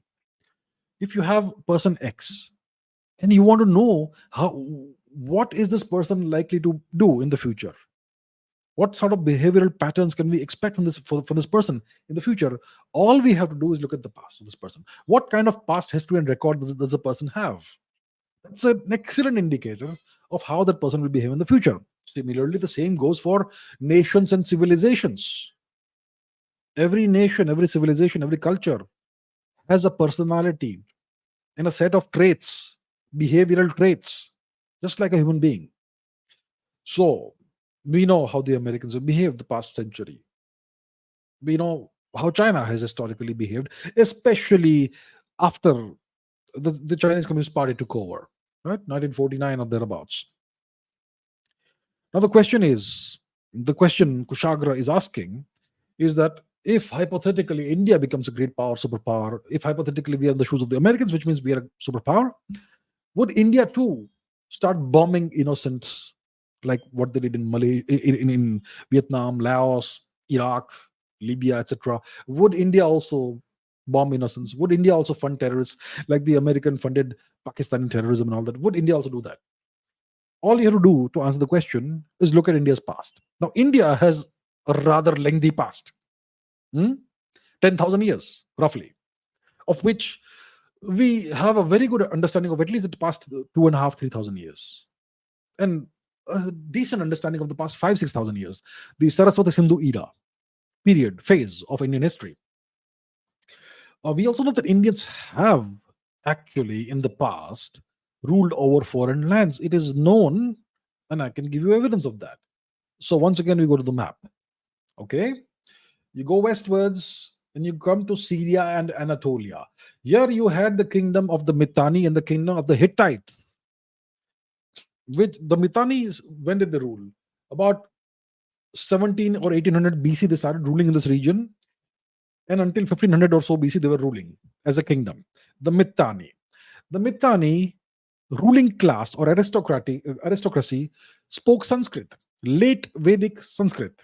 How do we know this? There is evidence of that. Uh, so there is, what's the evidence? There is a peace treaty between the Mitanni and the Hittites, these two neighboring kingdoms. They had some differences and some disagreements, which probably led to some warfare or whatever. And then there is a peace treaty, hmm, at Bogas Calais. And that peace treaty was written down in an inscription in the cuneiform script between the two kingdoms. And in this peace treaty, a number of gods are invoked as witnesses for sealing and binding the treaty. Who are these gods? Mitra, Varuna, the Ashwin twins, and Indra. So these gods were invoked from by both sides, the Mitanni and the Hittites. What does it tell you? That the ruling class of both these nations or kingdoms worship these gods. Now, these gods are Vedic gods, which tells you that the ruling class of both these nations or kingdoms was Indians. And we know that the Mitanni ruling class, aristocracy, they spoke Sanskrit, late Vedic Sanskrit. So this inscription is an evidence of that. And then you have the horse training manual of a guy called Kikuli. Kikuli, the horse master who trained war horses. And he wrote a detailed manual on how to train war horses. That manual, you can still implement it today and you will get extremely well trained war horses, battle horses. So this manual, Kikuli wrote this manual in the local Hurrian language. Hmm? But unfortunately, in the local Hurrian language, you could not express certain technical and scientific terms. So for those terms, Kikuli had to use his mother tongue, which was Vedic Sanskrit. So that is the first actual inscriptional evidence we have of late Vedic Sanskrit anywhere in the world. The oldest, about 1500 BC, actual written inscriptional evidence. But note this, that Kikuli wrote the text in the local Hurrian language. And also note that most of the gods that were invoked and praised by this kingdom were the local Hurrian gods. But when the peace treaty happened between the two kingdoms, it was the Vedic gods, because both the aristocratic classes, ruling classes, were of Indian origin. So what it tells you is that these Indians who ruled over this far off land, they tried their best to write in the local language and to honor the local gods and customs. They were not colonialists. They did not impose their religion on the natives. They did not impose their way of life and their language on the natives. That's Indian culture. That's what we are like. So we have in the past ruled over various kingdoms, Central Asia, Syria, Anatolia, various parts of the world. Indian origin kingdoms in Southeast Asia, etc. Also, we have never been colonialists. We have never been settler colonialists. We have never been extractors of wealth and resources. We have never been imperialists. We have never been hegemonists. We have never imposed our way of life and culture and religion and language, etc., on others. We have assimilated. So we will behave in the future also in our own way. We will not bomb innocents. We will not fund terrorists. That's not our way. But we may still rise. Yeah. If the gods so will. And if we please the gods with our actions. Okay, Karishma says, Tibetan Buddhists talk a lot about a great Indian Pandit called Padmasambhava. How old are the cultural linkages between India and Tibet? Interesting question. Padmasambhava. Guru Rinpoche. So Guru Rinpoche, also called Padmasambhava, was a great Indian spiritual Buddhist guru who dates back to the, I believe, 8th century AD, which is 700 something whatever AD. Okay, look up the exact dates. I'm sure you'll find them. And he apparently was born in a kingdom called Uddiyana. So we're not quite sure where Uddiyana is today, because we no longer use the name Uddiyana. But it is said, it is believed it was Suvastu, which is currently called Swat Valley, in currently temporarily in Pakistan. Where is Swat? Come on, man. Swat. Uh, Khyber. Okay, Swat, Pakistan. So here, okay, over here. So this is Suvastu, historical Suvastu, and now called Swat. And possibly this could be the Odiana kingdom. So in case that is true, that Odiana is today's Suvastu or Swat, then Padmasambhava, Guru Padmasambhava was born in this region, the northwest of India. And he was a tremendously accomplished, highly accomplished uh, spiritual master, a great guru of Buddhism. And he was requested to come and visit Tibet and come and live in Tibet and teach the Tibetan people Buddhism. So he did that. He traveled to Tibet and he became the great Guru Rinpoche, the original great teacher of Buddhism, the oldest school of Buddhism that the Tibetans have. And so that's about him. And his consort was a great Tibetan lady, also a great, highly accomplished spiritual guru herself. I forget her name, but yeah, that is a story of Padmasambhava or Guru Rinpoche. Now that is not clearly not the beginning of the linkages, cultural, etc., between Bharat and Bhotadesh, which is Tibet. Uh, Look, we've had this tradition for thousands of years of going to this region on pilgrimages. There's this incredibly important lake in Tibet. Okay, it's called Manasarovar. Today you have Chinese names.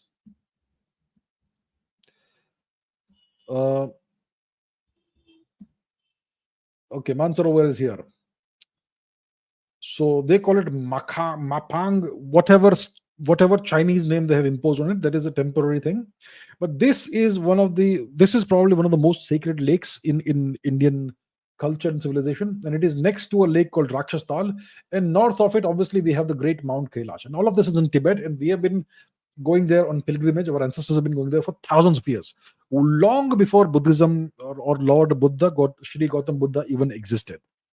So the cultural linkages go back thousands of years, thousands and thousands of years.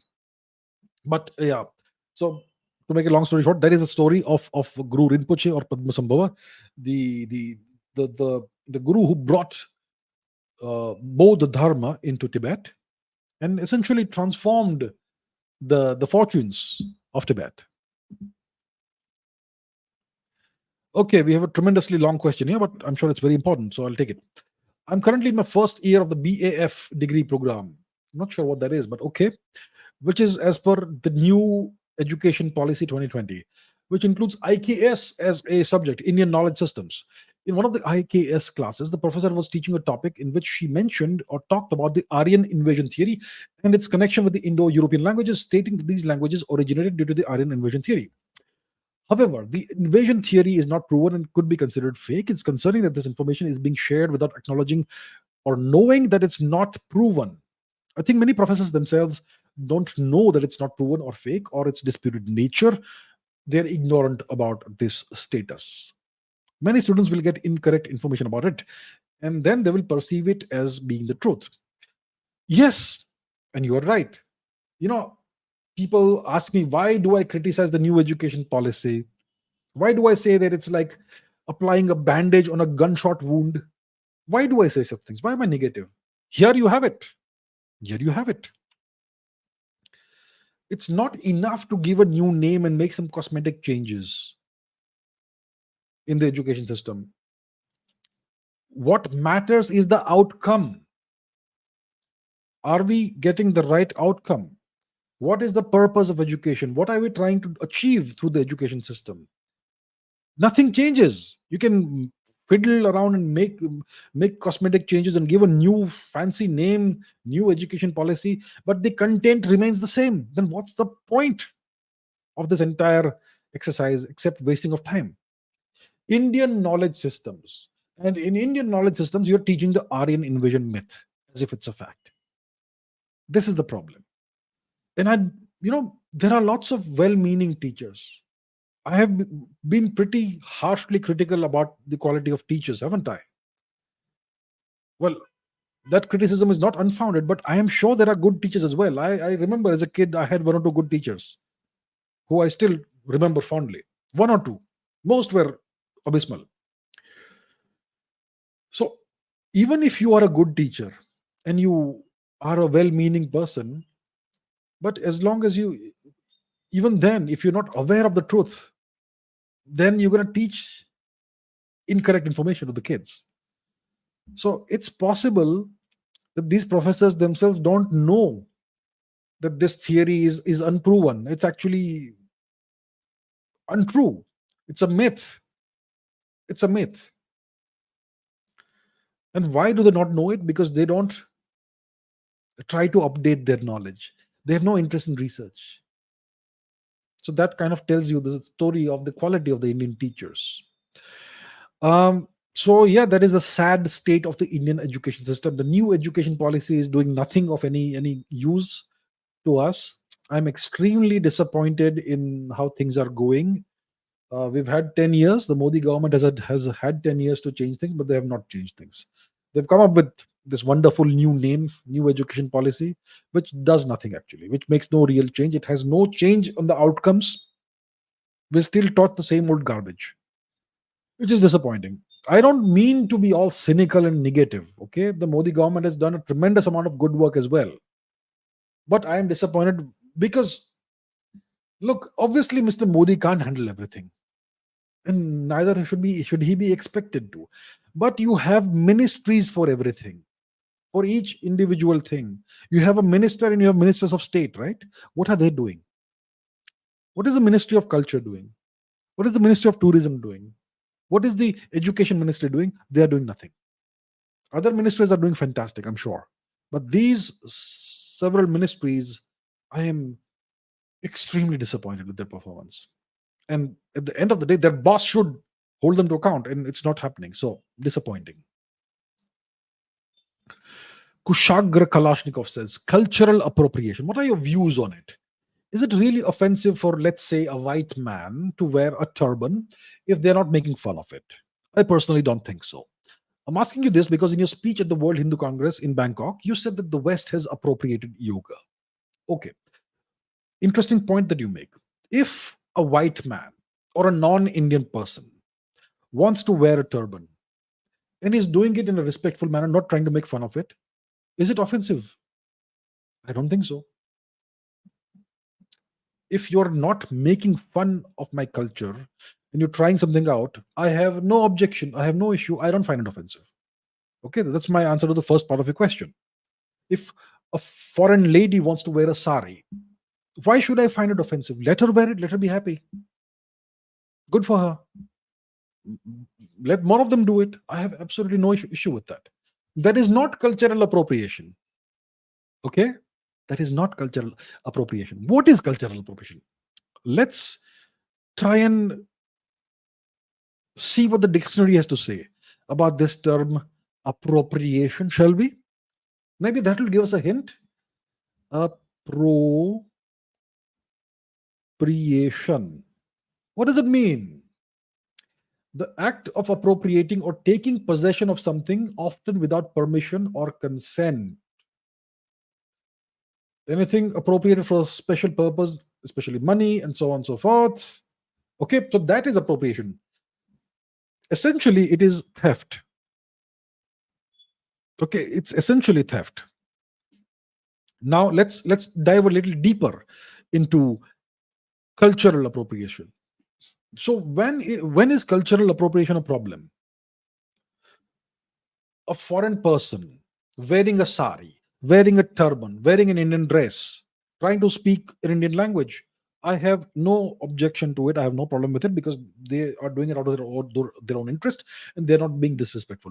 But when it comes to yoga, instead of giving you words, let me give you pictures, shall I? Let us go back to Google.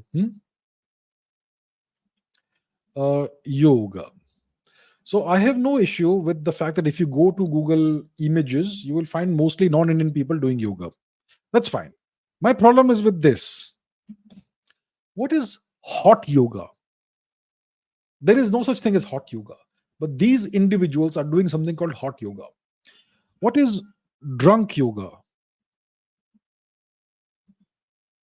There is something called drunk yoga. Look at that.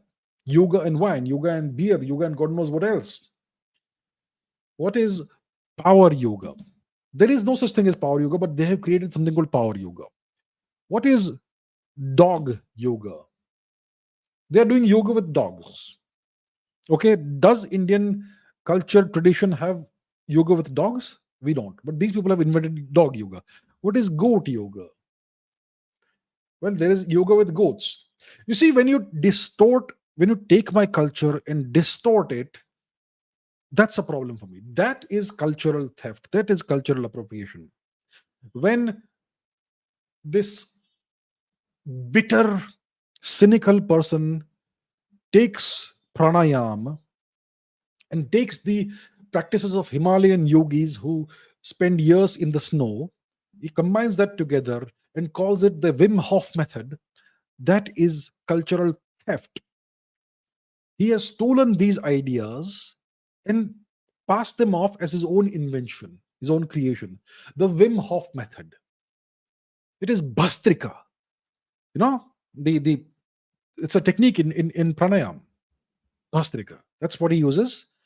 And he also advocates cold water immersion and exposure to cold temperatures.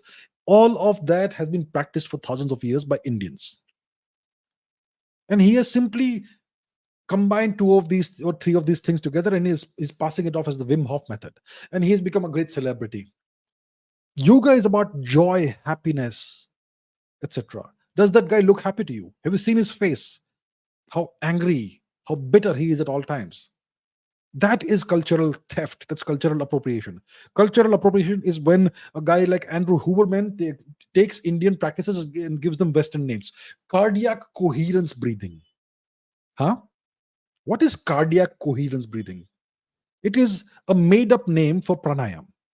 That's what people like Andrew Huberman do. So, this is what I mean by cultural theft, cultural appropriation. I have no problem with Westerners or anybody in the world practicing yoga. But when they take yoga and distort it out of proportion and distort it in a tremendously disrespectful way, that's what I have a problem with. I hope it makes sense what I'm saying. Geopolitical Dubey says, can we call Tengrism, Shinto, and Zoroastrianism non-Bharatiya dharmic culture? Look, the origins are not dharmic, but these religions, these cultures have significant polytheistic traits that are very similar to dharmic culture. So Tengrism has a pantheon of gods and goddesses. There is the sky father, Tengri. There is the earth mother, Umay, and there is a whole pantheon of other gods and goddesses. There are elements of nature worship, spirit worship, forest worship, the spirits of the forest, ancestor worship, and so much more. So it's very polytheistic, and from that perspective, you can consider it to be very similar to dharmic culture. Shinto, very similar. We have in Shinto, you have kami, which are spirits, various kinds of kami, your ancestors, spirits of the forest, same kind of thing. And so on. So once again, it's very polytheistic. That's why Shinto syncretized so naturally with both the Dharma and Hinduism, which came in from India. And then you had a very distinctive syncretic Japanese culture, which was mainly Shinto and the dharmic elements, Hinduism, Buddhism. Every single Hindu god and goddess is represented in Shinto today, in Japan today. But it's not exactly dharmic culture. It is distinctively Japanese. So it is, I would not call it non-Bharatiya dharmic culture. I would say that it's almost 100% compatible with dharmic culture, but it is definitely non-Bharatiya. Is it dharmic? Well, dharmic is what originates in India. So not dharmic from that perspective, but 100% dharmic compatible. Zoroastrianism, Zarathustra, he was born somewhere in Gandhar. Maybe Herat, maybe Balkh, somewhere there, or maybe northeastern Iran, Persia. And he inverted Hindu Dharma. He inverted the dharmic faith, the dharmic pantheon of gods. So he turned the Asuras.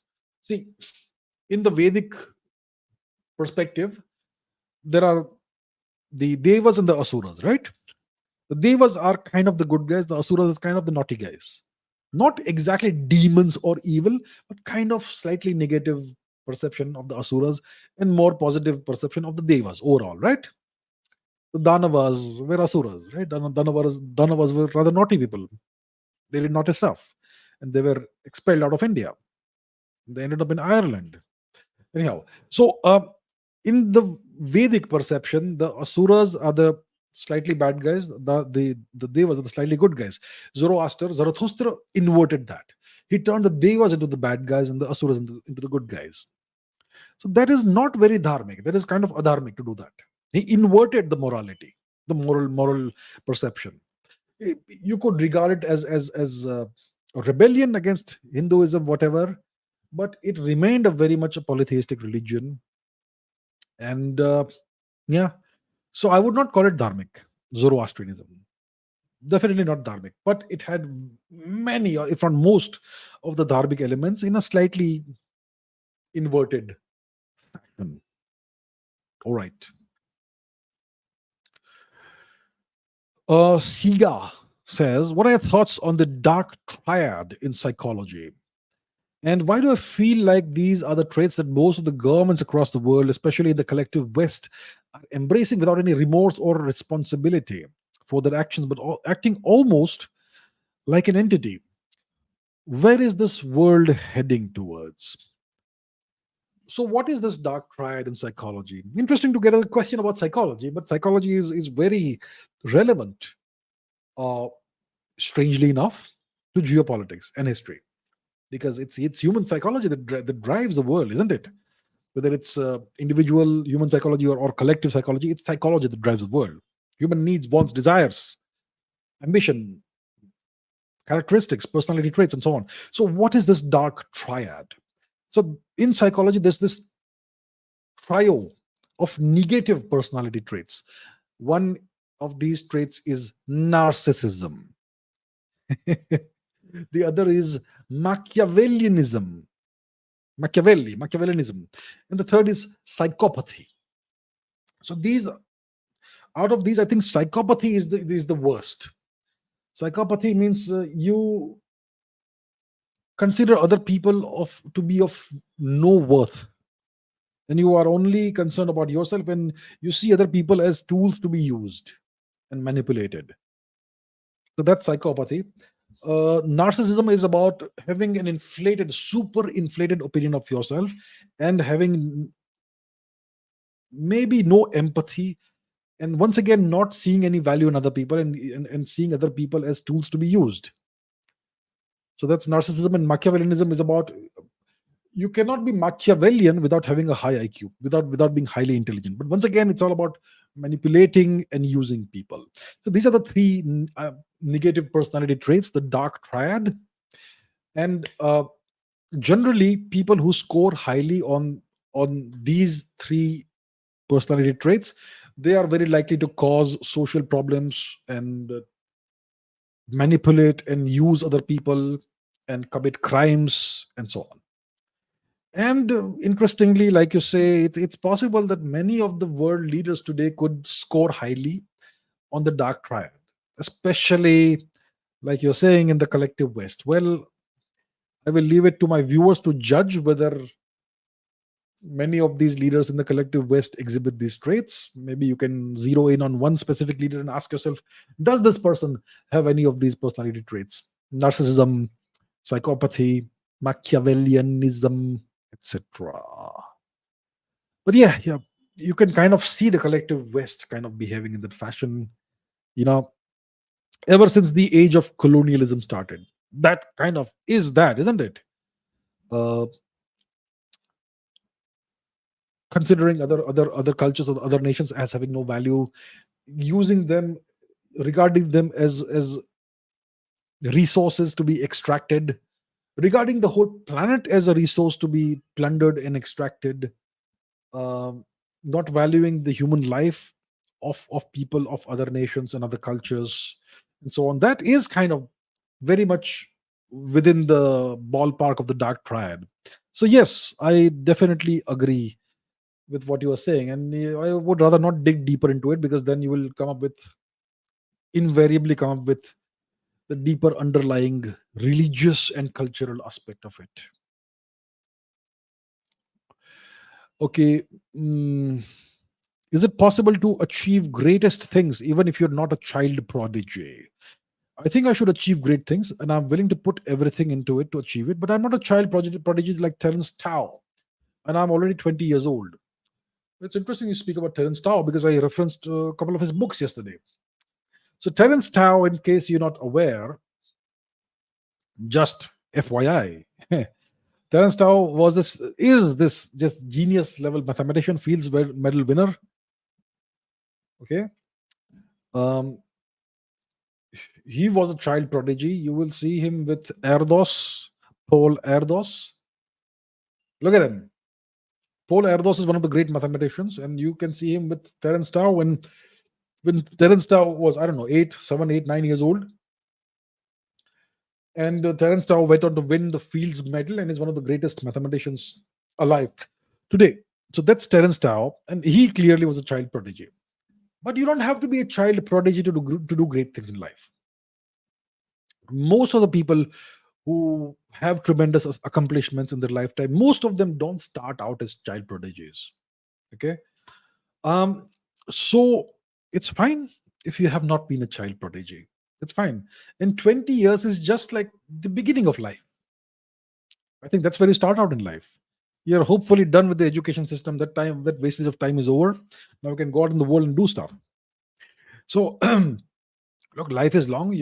With today's technology and medical science advancements, etc., you can be definitely productive until you're in your 80s for sure. See, just starting off. So be positive, and maybe you will discover the greatness in yourself going forward. Maybe the education system was what was hampering you. It's very possible, very possible. So it is definitely, the answer is yes, it is definitely possible to achieve the greatest of things even if you're not a child prodigy. Okay, go out there, do your best, put in the greatest of efforts, and I'm sure you will do well. And I'm sure you will do great things. Okay, all the best. Okay, Malik Syed says, can you help us all by suggesting some tips for studying calculus and Newtonian physics at the entrance exam level, IIT? Also, how can we stay focused to study, as we know that this education system is just a waste, but we also need to fulfill the traditional education method to get degree in top universities that lead us to get our time wasting on other useless things. Okay, first of all, how do you study calculus and Newtonian physics? Very simple. The right way to study calculus, to study physics, Newtonian physics, is to solve problems. The concepts are very few. The concepts are easy to understand. But how do you internalize those concepts?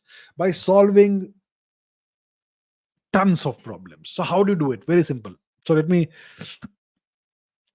show you exactly how to do it. Where do you find these problems to solve in calculus, for example? Let's start with calculus. Let's go to Amazon. Simple. Shom Calculus, the best book of all time if you want problems to solve. This one, Shom's Outline of Calculus. I don't know which edition is best, but the seventh we should do. 592 pages. It has, okay, let's try and take a look inside, and let's take a look at the table of contents. Does it have everything you need? So it starts with the very basics: linear coordinate systems, rectangular systems, lines, circles, equations, and the graphs, functions, limits, continuity, the derivative, rules for differentiating functions, implicit differentiation, tangents, etc., maximum, minimum, maxima, and minima, curve sketching, trigonometric functions, inverse functions, rectilinear, etc., related rates. Then you come to differentials, Newton's method, antiderivatives, which is the integral, definite integral, fundamental theory of calculus, natural logarithm, etc., L'Hopital's rule, volume integration by parts, techniques of integration of various kinds, improper integration. As you can see, it's got everything you want in calculus: plane vectors, curvilinear motion, polar coordinates, infinite sequences and series, power series, Taylor-Maclaurin series, partial derivatives. It's got everything. Where is, okay, vector differentiation, integration? Where is the differential equation? It has a very brief section on differential equations. So you may not get differential equations practice from here. For that, you go to Tenenbaum and Pollard. Tenenbaum Pollard. So this is the book you use for differential equations. It's sitting right behind me somewhere here. You do that book, that's it, you're done. So that's the only two books you need to master calculus for whatever exam. For whatever exam. And obviously for the IIT JE, you need to have those question papers of previous years to see the format of questions. But to be a master of calculus, that's the only two books you need. The Shom series book and Tenenbaum and Pollard, which is this book over here. You see this book here? That's the one. And what about what about physics, right? Newtonian physics. Well, let me show you Newtonian physics. There's two good books for that. One is Klepner and Co. That's a good bachelor's degree level of book. Okay, Introduction to Mechanics. Superb books. As you can see, very good rating. That's a great book. And if you want to go slightly beyond that, you go Mechanics Morin. So yeah, this one, Introduction to Classical Mechanics. This is the more detailed introduction, more involved introduction. Another brilliant book. That's the only two books you need. And if you want to solve lots of problems, I'm sure there is Shom's Theoretical Mechanics. So my point is to genuinely become master of either calculus or Newtonian mechanics, you have to first comprehend very quickly the fundamentals, the main principles, and then solve a busload, a truckload of problems, as many problems as you can. By solving problems, you internalize those patterns and regularities and rules. That's what you do. That's what I can say. Then, how do you stay focused on study? If you want to do great things, you have to tell yourself that I have to go through this pain to achieve great things. So that's how you motivate yourself. All the best, all of you. How did life first appear on Earth? How did life first appear on Earth? So, look, the universe is 13.8 billion years old, roughly. Our solar system is 4.6 roughly billion years old. The Earth is about 4.5 billion years old. And life appears on Earth about 3.8 billion years before today, roughly, approximately, plus or minus whatever. So life appears on Earth, and then life proliferates on Earth, and then we end up with us, very complicated, complex human beings. Now, what is the common thing in life? What do all life forms on our planet, whether they're viruses or bacteria or birds or octopuses or humans or chimpanzees or gorillas or donkeys or whatever, fishes, what do all of them have in common? They have something in common, all of them, despite being so different. DNA, the genetic code, the genome, the blueprint for life. So the genome is the blueprint of how to create proteins, how proteins are created. Proteins are these incredibly complex molecules that are the basis and the fundamental of life. Your muscles, everything is made of proteins. So the DNA genome is the blueprint of how to code those proteins, and without proteins, you can't have DNA. So it's kind of interconnected. Now, the genome of human beings is quite complicated. It's about twice as large as the genome of fish. The genome of fish is twice as large as the genome of a worm, let's say. The genome of a worm is about, I don't know. So, so it is believed that it is observed that the size of the genome doubles roughly every 300 or 500 million years, maybe 300 million years.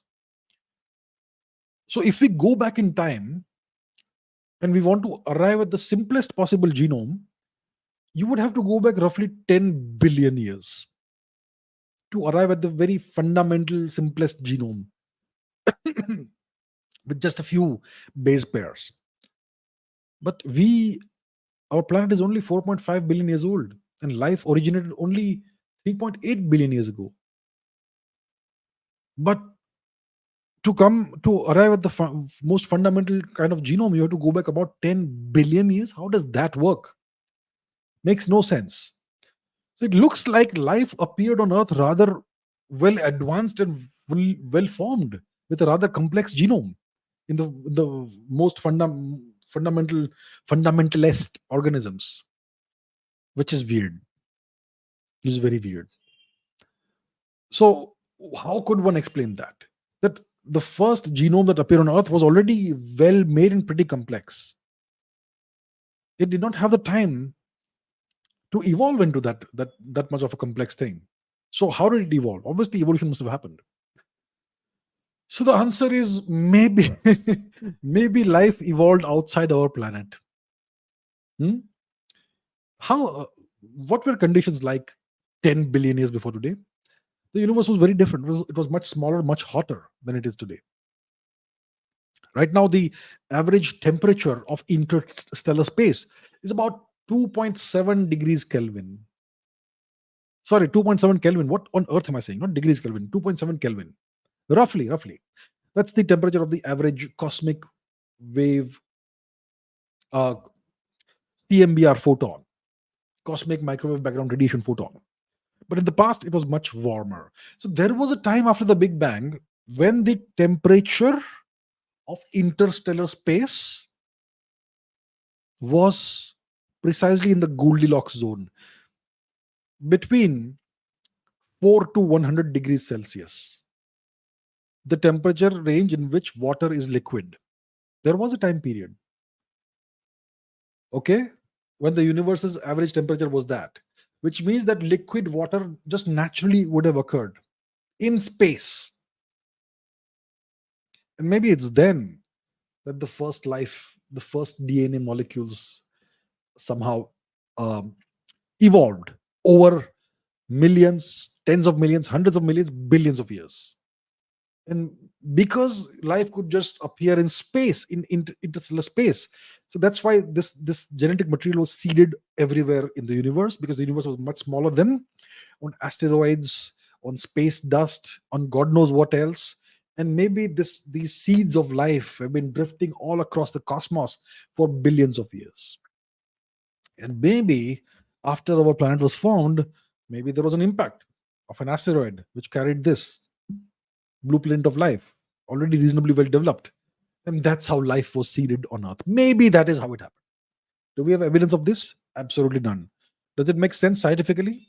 Yes, it does. It's a plausible theory of which we have no evidence thus far. Maybe we will never have evidence of thus far.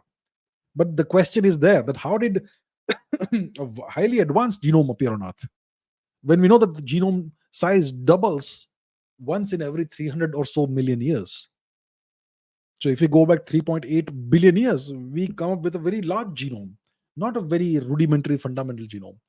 So to arrive at that, you have to go back about 10 billion years, which makes no sense unless life actually originated outside our planet in the deep antiquity of our universe, even before the sun itself was born. Okay, Bojack Horseman 9 says, can we reach type 1 civilization on the Kardashev scale by 2100? Are we reaching there under one world government, or few advanced nations will reach there first? I think it's believed that we are about 2.7 something on, 0.7 something on the Kardashev scale. What is the Kardashev scale? A Russian cosmologist, scientist, astronomer, whatever he was, astrophysicist, Kardashev, he came up with this classification scale. On this scale, a civilization that is a type 1 civilization on the Kardashev scale is a civilization that is capable of harnessing and utilizing and capturing the entire energy of its home planet, which means it's able to control earthquakes and volcanoes and everything. All of that, wind, everything it's able to control and harness. So we clearly aren't there. We are not type 1. Type 2 means a civilization that can harness and control the entire energy output of its host star. So it's like humanity being able to control and completely capture the energy output of the sun. That's type 2. And type 3 means you can do it for the whole galaxy. That's type 1, 2, 3 on the Kardashev scale. We are not at type 1 yet. We are 0.7 something. I think there was a paper recently by some Chinese scientists. Let me try and see. It's in Nature, right? Let me put that on the screen. Kardashev. One second. Okay, so there, what does it say? Let's quickly take a look. Scientific reports, Nature. Forecasting the progression of human civilization on the Kardashev scale through 2060 with a machine learning approach. Zhang, Yang, Luo, and Fan. So it says that humanity presently stands at type 0.7276 on the Kardashev scale, and blah blah blah blah blah. And this paper suggests that the global energy consumption is expected to reach 887 ettajoules in 2060. So in 2060, humanity will be at 0.7449 civilization, which is not a very big leap forward, definitely not closer to 1.0. So that's what this paper suggests. It says that by 2060, we'll have a incremental slight improvement progression. So what do I think? Can we reach type 1 by 2100? I think it's unlikely unless we develop artificial superintelligence, in which case we could become very rapidly a type 1 civilization, possibly by 2100. So in case AI becomes super intelligent and we achieve artificial super intelligence, which is one step beyond artificial general intelligence, if that happens, if ASI happens, then we could quickly become a type 1 civilization under a one world government. Only in that case. Otherwise, it's unlikely. Okay, Manik says if Earth is 13 billion years old, what? Okay, if the Earth is 13 billion years old, how can red dwarf stars exist for trillions of years? Okay, it's not the Earth that's 13 billion years old, it's the universe that's about 13.8 billion years old. And the question is about red dwarfs. How could red dwarfs exist for trillions of years when the universe itself is 13.8 billion years old? A good question. I like it. I'm no problem with it. So let's take a look at what red dwarfs are. What is a red dwarf? Let's go to our friend Google and ask and try and visualize a red dwarf, shall we? It's the smallest kind of main sequence star, red dwarf. A red dwarf star is the smallest. What on earth is this? I don't know what that is. It's some sci-fi series. It's the smallest type of main sequence star. Um, so it's a star that's red in color. Okay, red and very small. It's typically 0.01 or 0.02 times the mass of the sun, approximately. That's the kind of star it is. Now, what's the deal with red dwarf? That's the question. How can it exist for trillions of years? So here's how. Red dwarf stars can exist for trillions of years. It's because of their significantly low mass and very efficient usage of energy. What's energy? We'll come to that. So first of all, these stars are generally about 0.1 to 0.5, 0.6 times the mass of the sun. Significantly smaller, maybe 10% of the size of the sun to half the size of the sun. Roughly that sort of mass range red dwarfs have. So they're the smallest and coolest type of main sequence star. And because they are so small, the temperatures in their core are very low, about 3000 to 4000 Kelvin, which means that they burn through their fuel, nuclear fuel, hydrogen, way slower than larger stars like the sun. So the nuclear fuel in stars is hydrogen, mainly hydrogen. Most of it is hydrogen. And how is it burned? It's not burned, it's fused into helium. Fusion, nuclear fusion. So if you want to see nuclear fusion reactions, look at the sun. I mean, don't look at it directly, but that's what's happening. Okay. So these stars are much smaller and much cooler. The cores are much cooler. So they burn through the nuclear fuel much slower than stars like the sun. And there is convection, full convection of the internal part, the interior of these stars, because they're much smaller and much cooler. So the interior of the star can be thought of as a hot liquid, not a gas, a hot liquid. And there is complete convection, which means that everything is properly mixed inside. In the case of larger and hotter stars, there is not full convection, not complete convection, which means there is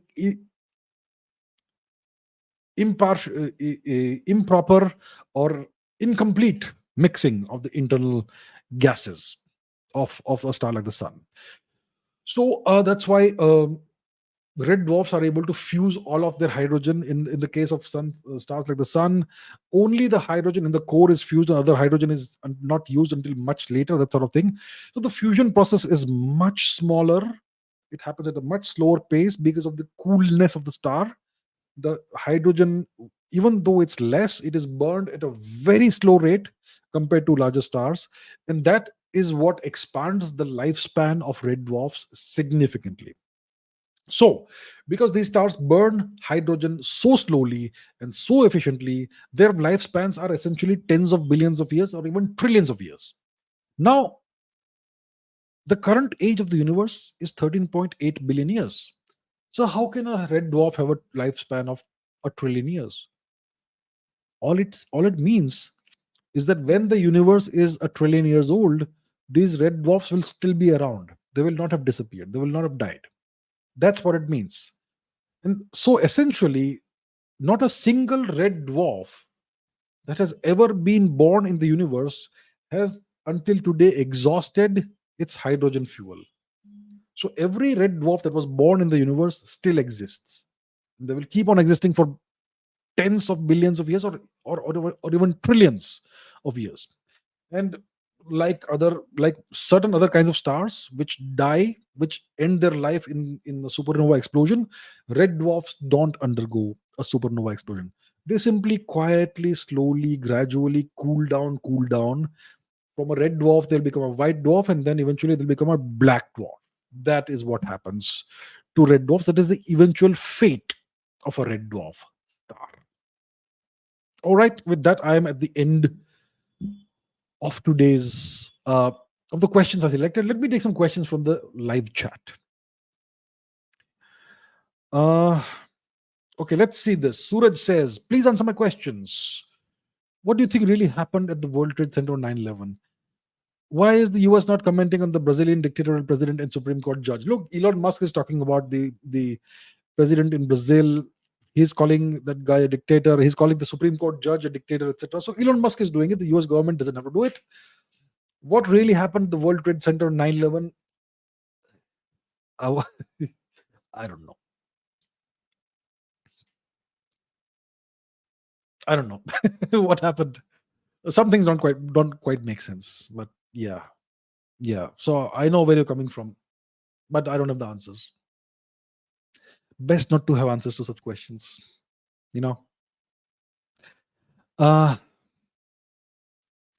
okay. Shaswat Mukherjee says, "How did the dollar become the world's reserve currency?" Look, that's a very involved, long answer to give, but I'll give you a very brief version of the answer. The Bretton Woods Conference 1944 was held in the Bretton Woods Hotel somewhere in the US. All the major economies of the world were present there. The Americans were on the verge of winning the Second World War. They had not yet tested nuclear weapons on Japan. It was going to happen. So the writing was on the wall. Germany was going to lose. Japan was going to lose. The Americans were the big winners of the Second World War, and they were now going to impose their hegemony on the world by making the US dollar the world's reserve currency.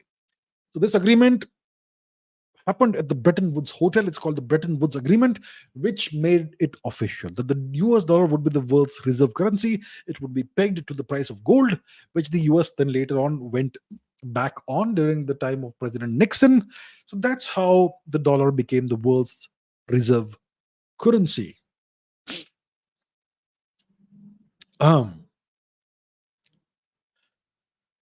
Okay, Persev444 says the UK went from the world's number one hegemon to a failed state. How will the US follow? Well, the UK isn't quite a failed state, right?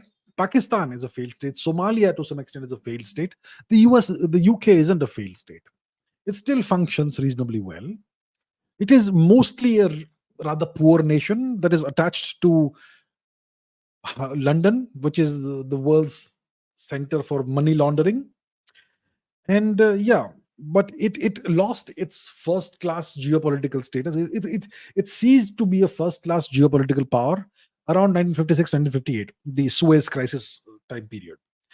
So all empires have this phase, right?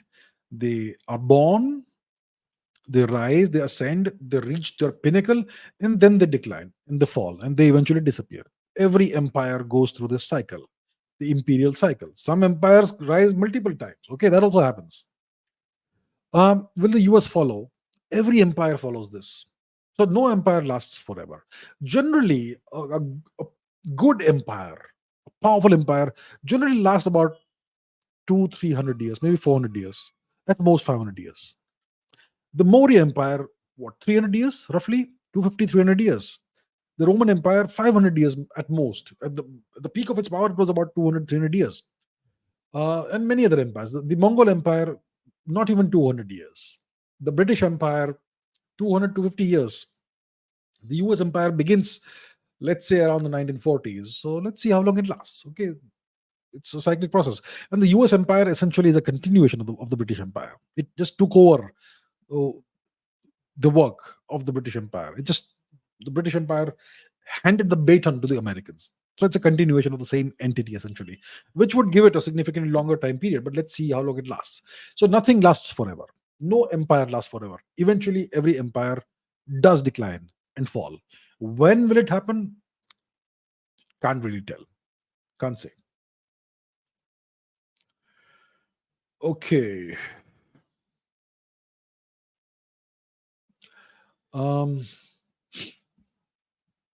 Gautam Aryan Reddy says China is facing a demographic disaster. Your thoughts on robots and AI replacing the workforce and soldiers in 30 years due to technology, as we've already seen cost-effective drones changing war. Technology is going to play a significant, a very major role in warfare, in the economy, in everything going forward. Very soon, you will have very advanced robotics, which means that most manual intervention in factories, assembly lines will disappear, and everything will be automated. Everything will be robotic, right? And AI will do a lot of the work as well. So China is indeed, like you correctly say, facing a demographic disaster. The total fertility rate in China has dropped to 1.1, almost 1.0, which is a catastrophe, like I've said 1,000 times before. And China is going to get old very fast. The average median age of the population will be in the 40s, 50s, even 60s soon enough. So China is following the same path as Japan. And there's nothing they can do about this right now. No matter what they do, it's going to happen. So then it is said that the Chinese will then leverage AI, artificial intelligence. They will leverage their expertise in industry, in robotics, etc., to offset the effects of the demographic disaster. So even though most people are old, they will still have a powerful nation because of AI and robotics. It's not just technology that drives a nation. There's something called the morale and vitality of a nation, the energy levels of a nation. When in a nation all the leaders are elderly people, the morale declines, the energy of the nation declines. When you have youthful leaders in a nation, the morale goes up. And when the average age of the population is very high, let's say the average age is 58, I assure you, no amount of robotics, no amount of AI will change that. And technology can only take you so far, unless you have technology take over everything, including decision making. So they will certainly leverage technology. They will put out those robotic soldiers, robotic dog soldiers as well, with machine guns on top. They'll have drones of all kinds. They will have AI in society, etc. Other nations will also do the same thing. Eventually, all these wars will be automated wars. But I don't think it's going to offset the demographic disaster, because not everything is about war. And one doesn't want wars. I mean, I don't want a war with China. I never want to see another India-China war. And if our leaders get things right, then there won't be a war. Then what happens? Let's say everything goes well and there is no war between China and the US, China, India, China, whoever. Then what happens? Then will you have robots and AI replace humans? You can't do that unless you want to no longer exist. So nothing can replace your demographics. And that's the problem that China is facing. Abhijit Cobra says, what's the connection between Hinduism and indigenous American religions of the Mayans, Aztecs, etc.? Look, those religions in the Americas, the ancient Mayas, Aztecs, Toltecs, Moche, Chimu, various cultures, etc. These cultures were polytheistic cultures, but I'm not sure if there's a connection between Hinduism and these cultures. It's possible that in the old days maybe Indians traveled there. We know that Indians traveled to Australia across the ocean, significant distance away. So it's possible that the Indians could have traveled to the Americas as well. It is possible. We don't have evidence, but it's possible, because the absence of evidence is not evidence of absence. So it's possible. But is there a connection between Hinduism and these cultures? Look, many of these cultures are said to have been rather bloodthirsty. Hinduism is not a bloodthirsty religion. We don't have human sacrifices. We don't have slavery. We don't have all those things. These cultures apparently had that. At least it's what the Europeans claim. The Spaniards claim that these were barbaric, brutal cultures that had large-scale human sacrifice, and there is some evidence of that. They have discovered the Tzompantlis in Mexico, the Hue Tzompantli. Want to see it? Well, let's put it on. Why not? Because why not? What's the Hue Tzompantli? It's a skull rack. Hue Tzompantli. So that's the Hue Tzompantli in Tenochtitlan, Mexico. And clearly this was part of the culture there. And I think we are all pretty aware that no such thing could ever exist in Hinduism. So I'm not sure if there's a connection between Hinduism and these cultures. Okay. In case there is, well, I fail to see how there is. Okay. Let's take one more question, perhaps. Perhaps one more question. What